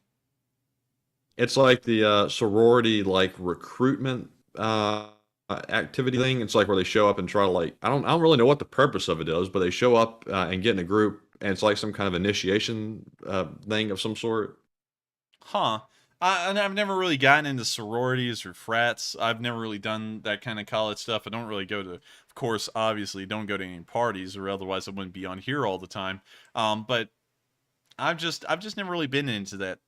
I mean, obviously, I've never really been into the partying side of things. If you are, that's fine. You do you. But I've just never really gotten the point, I guess, But anyways, with that, I thank you so much for the support. I don't really know much about that, but Alabama is an interesting place. It's actually known as like Party City here in Alabama. Like if you want to go and party, you go to Alabama University. Auburn University is more so known to be, honestly, when I drove over there and looked at it, somewhat depressing, and it's more of an engineering school. And so with that, I thank you so much for the support. I hope that does at least weigh in a little bit on it. And with that, we are on to the next one.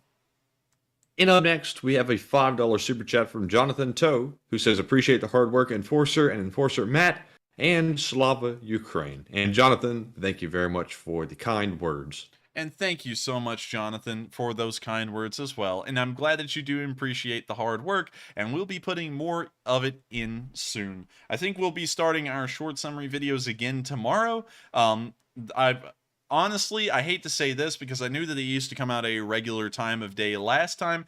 They wouldn't be able to this time because now I actually have to drive to college, and on certain days of the week, that time that I'm driving back from college would directly interfere with my ability to make those at a specific time of day. So they will most likely be coming out daily, but it will be at variable times of the day, I guess is the best way to say it. So with that, thank you so much once again. I hope you all enjoy that fairly well when it comes back out. And with that, we are on to the next one. And thank you so much once again, Jonathan, for the support. And it's wonderful to know we have a lot of Lee Spring Army members from Australia. And with that, we're on to the next one. All right, and next up, we have another super chat from Revenge, who puts in an $8 super chat and says, LOL, I'm so embarrassed. I was kidding. Love you guys. Sorry, my English is crap. And I don't know. I didn't see anything offensive in the last one. Let's see. They said, Matt Bama rushed to Alabama College. I don't know what was offensive about that. But anyways, no offense taken by it. But thank you for the second super chat and second support. I'm sorry if it came out that we were offended. I just didn't understand what it was talking about because, I'm not really into the college scene too much, like with frats, sororities, and stuff like that. But no offense was taken whatsoever. Don't think that at all. No reason to be embarrassed. But I thank you so much for the support. Don't feel sorry. I mean, somehow... because just to be honest, I hope you don't mind this, Richard. But Richard reached out and was like, I'm sorry, I made a joke about football teams. Don't take that too bad. I didn't take it bad at all. I just found it as something interesting. So if I say anything like that, don't worry. Well, I didn't say anything like that. Anyways, if it seems like I'm kind of confused, don't worry. It's nothing major. It's just that I may not know what you're talking about, because while I know a lot about geopolitics, economics, and history, I don't know a lot about like college stuff, because when I'm in my reenacting group, they'll be like Gamma Delta Phi, yes sir, and I'll be like, what is that? What do y'all do? I mean, like, I don't know. But anyways, with that, thank you so much once again for the support, Revenge. And don't worry, you're perfectly fine. And so with that, we are on to the next one. And next up, we have a $5 super chat from William Allen, who says, I saw a video today with a Ukrainian soldier singing a tribute with videos of soldiers coming home from the front. It blew me away, and can you find it? Unfortunately, I don't think we would be able to find that. It sounds like there may be a lot of videos like that, because we have shown some of them on stream. But with that, unfortunately, we wouldn't be able to find it. But I will try and see if we can throw a video up like that on the news in the future, because I do think that nice little happy videos are good to see every once in a while. And so with that, thank you so much once again for support. Sadly, I don't think we'd be able to find it, but we will try and include it in the news if we do see it in the future. And so with that, we are on to the next one. And up next, we have a $15 super chat from Martin Van Own, who says, thank you for the coverage. It is absolutely essential. And thank you so much, Martin Van Owen, for your support. And I thank you so much for the kind words. I love kind words. It does mean a lot to me, because there's a lot of people out there on the internet who will tear anyone down for any reason. And, and there's a small amount of them. I know y'all are about to say it's a small amount. It is, because our like rate's like 98%. So it's incredibly small. But still, whenever you read that stuff, sometimes you're like, that's that's not great. And it's wonderful to know that a lot of people do enjoy this channel and do support us because we try our best to make sure that the coverage is good and that we are enjoyable to watch. And so thank you so much once again, Martin Van Owen, for the kind words. It really does mean a lot to us. And so with that, we are on to the next one, and thank you once again. And up next, we have a $5 super chat from Lewis Highsmith, who says a fundraising idea to check out is Ukraine Children's Action Project. It helps displaced Ukrainian children, mental health support, educational supplies. And that sounds incredibly nice, and I think we would like to support that. But one problem is that we do run our fundraisers through the YouTube Give system. In 1 second, I'm actually going to check something out on my end and see if I can show you all this real quick. If I can. I can. And so, let me make sure there's no sensitive information on the screen. There isn't. So, let me switch this one over real quick. Let me just make sure I got to double make sure. Okay, there isn't. So, this is my YouTube studio, and these are all of the fundraisers we've run. Every single one of them from start to finish. And you can see right there, every single account's nice and tidy, managed by YouTube. The thing with YouTube, though, is that for us to be able to use this system where they do all of the accounting and make sure all of the money stays safe and all that stuff, we have to use the YouTube Give platform. And so we don't really get a lot of control about what kind of specific organizations we support. We can only support the ones that are through the GuideStar program. So let me see if I can show you all this real quick. Actually, I don't want to. Let me take this off screen again real quick and take a look at that. Let's see here. Just want to make sure. Okay, so let me pop this back over. So this is the screen I get when I can make a fundraiser, just to show you all this. You can see right here all the fundraisers that they suggest. You know, there's UNHCR. But let's just say that that one isn't up there and you want to type one in. You can type in like Razom, and you can get an option for Razom, and all of them are in this system called the GuideStar, guidestar.org. And you can click on guidestar.org, which pulls up this massive database of nonprofits that are confirmed to be safe to fund through their system, and these are the only nonprofits that YouTube allows us to support. And I know I've never shown you all this before, and I thought it was a great time to, because, you know, it's come up again. And so and the golden rule that we have is that we don't run any, I guess you could say, fundraisers through PayPal, because here's one thing. I know a lot of y'all trust me, but if I ran a PayPal, who's to say if you put, you know, thousands of dollars into the thing, that we wouldn't just take it? I mean, like, there's no way to know that or not. And with GuideStar, you know that every single bit of it, 100% of it, according to YouTube, is going straight to that nonprofit. So if we can't run it through GuideStar, we unfortunately wouldn't be able to run that fundraiser. But let's pull that one up real quick. What was that one called again, Matthew? Let's see. Ukraine Children's Action Project. Ukraine Children's. And we can see here that sadly it's not a result on the GuideStar program, so sadly I couldn't run a fundraiser for it. So I hope you do understand it. I'm very sorry about that, but I do thank you for the support and the suggestion. It sounded like a really good one, but I always want to make sure that our viewers are safe with the fundraisers. And so with that, we are on to the next one, and thank you once again for the support. And up next, we have a $5 super chat from Shade the Nightwing, who says, if Russia was trying to take Kharkiv, how many soldiers would Russia need? And as always, keep up the great work. And thank you so much once again for the support. And what was that question again? Could you reread that? If Russia was to try and take Kharkiv, how many soldiers would Russia need? And as always, keep up the great work. Well, to answer that question, we unfortunately do not know how many Ukrainian troops are in the area, and we would have to know that to consider how many soldiers the Russians would need. But more importantly than the amount of soldiers, we would need to determine how many supplies, how much artillery, and how much air support those troops would need to advance forward. So sadly, I can't really give you a perfect estimate, but my ballpark estimate would probably be around 50 to 55,000 soldiers in a single area, with decent logistical connections and decent artillery and air support. And then, maybe then, it might be possible. And so with that, I hope that does answer the question in a way, and I thank you so much once again for the support. And with that, we are on to the next one.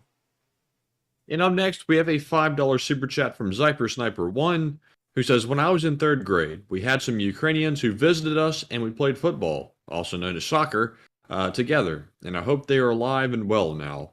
And I hope they are too. And I thank you once again for the support, Zyper Sniper. And we actually had a Ukrainian foreign exchange student that traveled to the United States and got dropped off in our podunk town in Alabama. And I felt so sorry for him because when he came to America, he was probably thinking of something like New York City or Los Angeles, a place that and I don't know if they're good. I've never been there or not, but a place that you would think is bustling, neat, cool. And then he ended up in a rural town in Alabama. And I was like, I'm so sorry, man. But we had a pretty fun time. He was a pretty cool dude. And I hope he is okay as well. I haven't really been able to check in on him lately. But as far as I know, I think he's just out there and enjoying life right now in Ukraine in the middle of this war.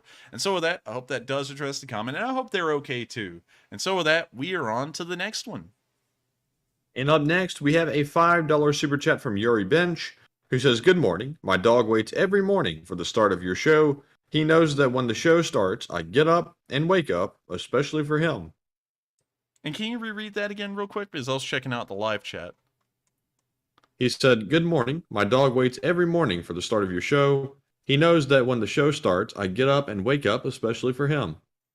Oh, that's pretty cool. And also, I wonder what kind of dog you have, because we have 2 corgis. We love the corgis, but there's a million wonderful dog breeds out there, and I would love to know what kind of dog he got. And it's also cool to know that he, too, waits for the Lysychansk army stream to start. And so with that, thank you so much once again for the support. I hope that does address the comment. And with that, we are on to the next one, and thank you so much once again.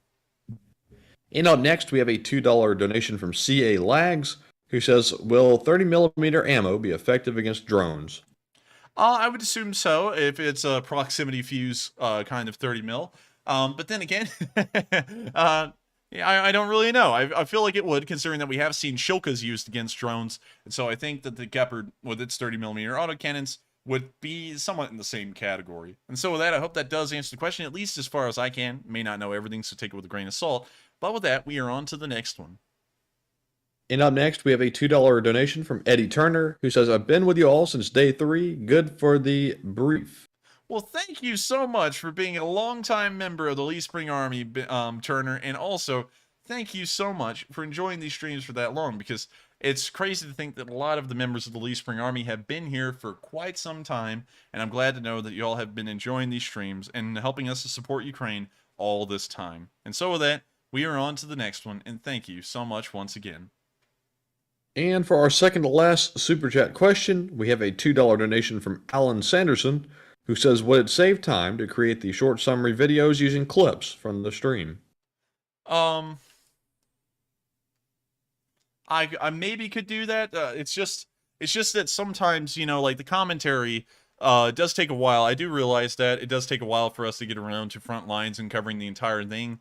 And so it almost takes the full stream to do it, but I would like to cut these down and make them into more digestible segments for normal viewers, maybe like a weekly summary that's about, I don't know, like 10 minutes long maybe. I have been thinking about that because that would be a pretty interesting idea to do. And so with that, I hope that does kind of answer the question in a way, because I am thinking about doing that if I can. But then again, I may be taking on so many video projects at a time, trying to expand out into other news, and then doing weekly 10-minute summaries along with daily 3-minute summaries and then live streams. It may become a lot, but I don't know. We'll have to see. And so with that, thank you so much once again for the support. I hope that does answer the question. And with that, we are on to the next one. And up next, we have a $2 donation from C.A. Lags, who says, Alabama stereotype. Oh no. Y'all have hot cousins or sisters? We do! We we do! I'm just kidding. There is a joke about that a lot. I know about it. You know, some people are not into negative stereotypes, but honestly, being from Alabama, as an Alabama person looking at that stereotype, I find it funny. And so, yeah, great cousins around here. Ought to come by, check them out. We're a real family-run state around here. And so, thank you so much for the support. I usually take that one in stride. I think that's about the worst insult that Alabama gets. And honestly, I've heard it so much in my life, it's just funny. And so with that, we're on to the next one. And thank you once again. All right, and moving on to our live chat questions. I see everybody got a kick out of the Alabama one there. For our first one, we have a question from Jose Diaz, who says, "What are your thoughts on Lukashenko? Congrats to Ukraine on Independence Day. Backstab on Putin, or morbid comment?" I would have to say that Lukashenko is a little bit of a silly guy. He's a little bit of a goofy fella. If you ever looked at him, he's done some stupid stuff throughout this war. We could go over a shopping list, but I'll try not to.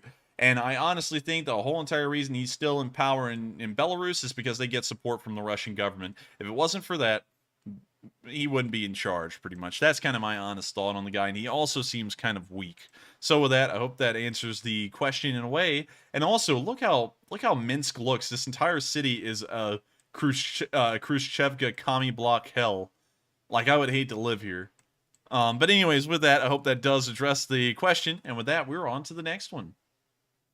And up next, we have a question from Lars Andrews, who says, "What was the follow-up on the car bomb? Was it Moscow underground partisans?"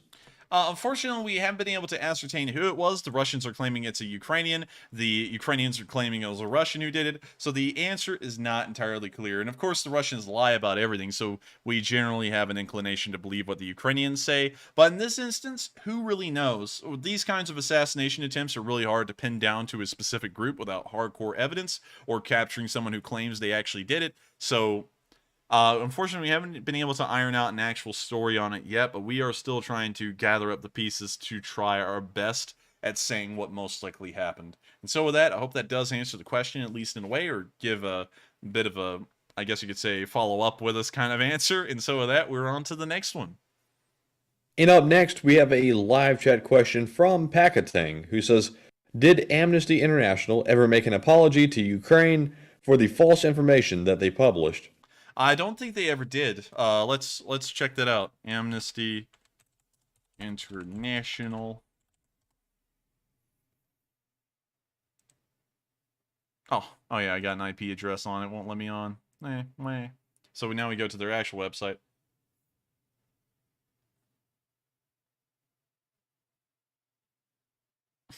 You know, I really like that phrase. We campaign for a world where human rights are enjoyed by all, except for the Ukrainians that get bombed daily, and we're going to make them out to be the villains. That's a great one. Let's see here. Let's see what they're saying about Ukraine. A devastating human rights crisis. People are dying, including children, and many more at risk. Let's see, from...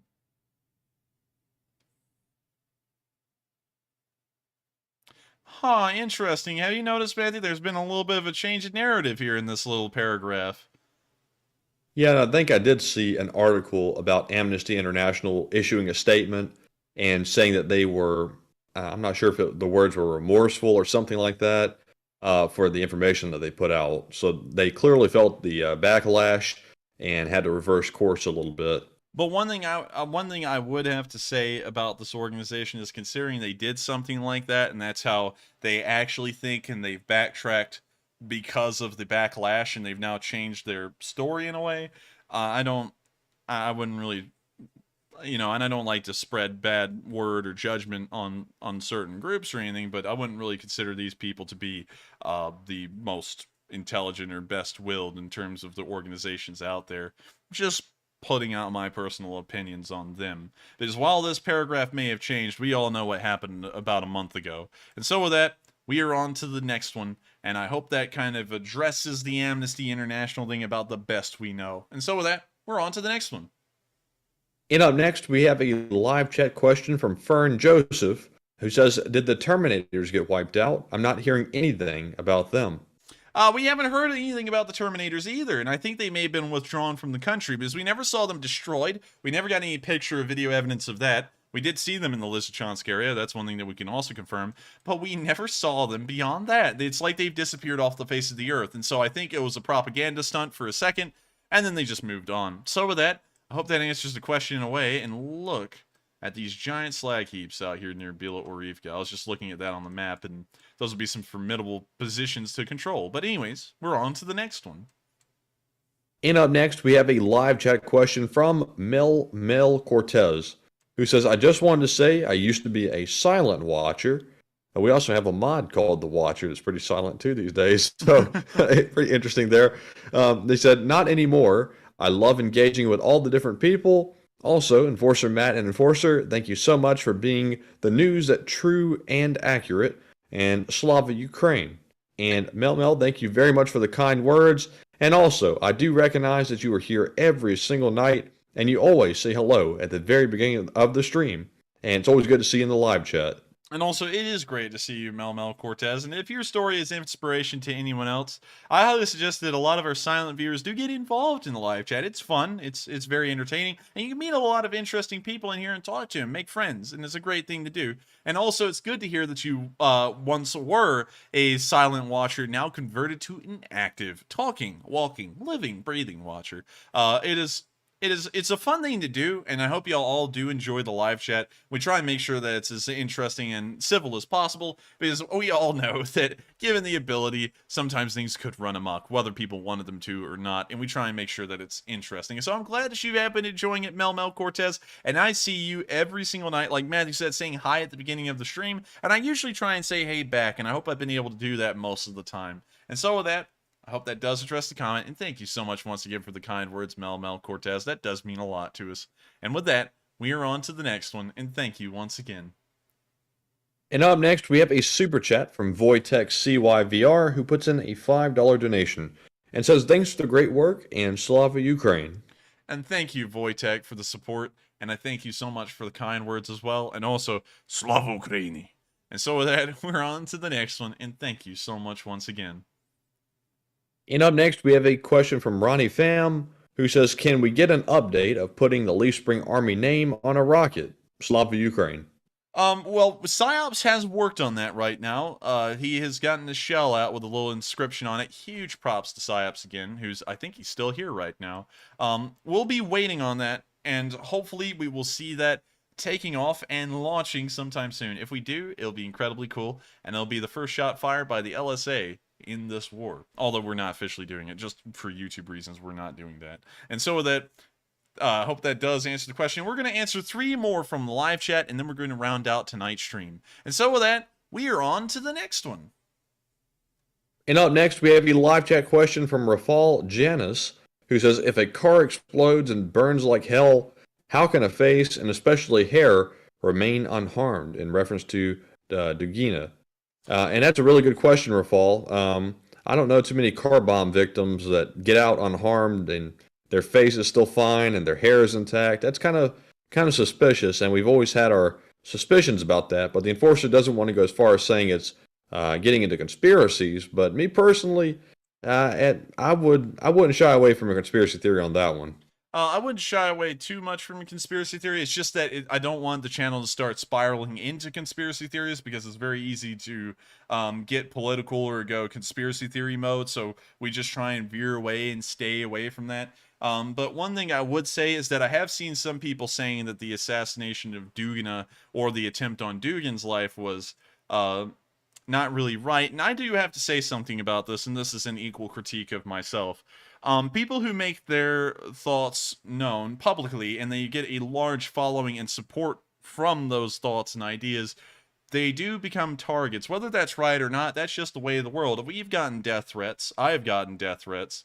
And I just have to say, while I don't like them, once you get large enough, and I'm not large at all in the big picture, I'm still a rather small channel and a rather small voice out there, but once you get into this realm, people will just want to go out of their way to kill you, and it's just kind of what you have to deal with. And in that regard, considering that they were both Dugin and Dugina were major leaders of an ideological movement in Russia, they aren't really normal civilians in a way. They're more like, I guess you could say, political movers and shakers, and so they just kind of become targets, kind of like how I'm assuming we've become a target for maybe about a dozen or people or more. So I hope that kind of addresses that a little bit, because if someone did try and come and, get me, I would of course be miffed, and I would of course not like that at all, but at the same time, that just kind of comes with the territory, if y'all get what I'm saying. So with that, I hope that does address that at least a little bit in a way, but I don't really get into conspiracy theories all too much, sadly. And so with that, we are on to the second to last one of the night. And next up, we have a question from Pack Rat, who says, I heard today Kazakhstan are sending troops for Ukraine. Any info on that? I think it's Kazakhstan. Not Kazakhstan. Oh. Yeah, it's fine. It's fine. It's just a small little misspeaking, but I haven't heard about Kazakhstan sending troops, and they've kind of remained largely neutral in this war so far for a Stan series country. But I will keep an eye on that, and we will try and see if there's any news, picture, or video evidence of them eventually on the front line. And so with that, I hope that does address that comment in a way. And with that, we are on to the final question of the night. So who is the lucky last person who threw in the lucky last question of the night? And that viewer is sitting and thinking, who says, is it known if troops working up in the UK have been put in the line in Ukraine? We do not know about the condition of the British-trained Ukrainian troops and whether they've returned to Ukraine and been put on the front lines or not. They may still be in their training phases or their training cycles. So with that, I'm not exactly sure. We haven't gotten a lot of video evidence or any kind of hardcore proof showing us that they have. But hopefully when they do hit the lines, if they haven't, they will make a large impact due to their increased proficiency and training in Western doctrine. And so with that, I hope that does answer the question. And guess what, everyone? It is the end of tonight's stream. I thank every single one of y'all so much for watching. It's an absolute pleasure to have you all here and to report the news to y'all each and every night of the week except for Mondays. If you are new to this channel and you did enjoy it, considering that around 40% of our viewers on these streams are unsubscribed, I beg of you to please subscribe. I know that it gets tiresome to hear people say that on YouTube, but it actually does help us to have more people subscribe. I'm sorry about that, but apparently that's just the way it is. So if you would like to, please make sure to subscribe. It will keep you notified if you hit the bell button of every single stream and video that we run. And considering that we'll be going back into short summary videos, make sure to subscribe and hit that bell button because they'll be coming out at irregular times of the day. They will be coming out daily though, and you'll be able to keep apprised of the war news in short snippets and also in these long streams like these. And so with that, I've got to say, right now, for some reason, I want to thank you all so much and go on a massive spill and a speech, but I feel like it will honestly be about the same as all the other ones because I've run out of wordage for these. But I want y'all to know I'm incredibly appreciative of every single one of y'all once again. And so with that in mind, it is now time to end. Thank you, everyone, for watching. I hope y'all have a great night. I hope y'all stay safe. For all of our viewers in Australia and Britain, I hope y'all are having a great afternoon. And for the British, I hope you're having an incredible morning. Hope y'all go enjoy some good English breakfast. That's some good stuff, by the way. Really like that. And so with that, I will see you all tomorrow at 10 p.m. Eastern Time to talk about day 184 of the news of the war in Ukraine. And so with that, good night and take care.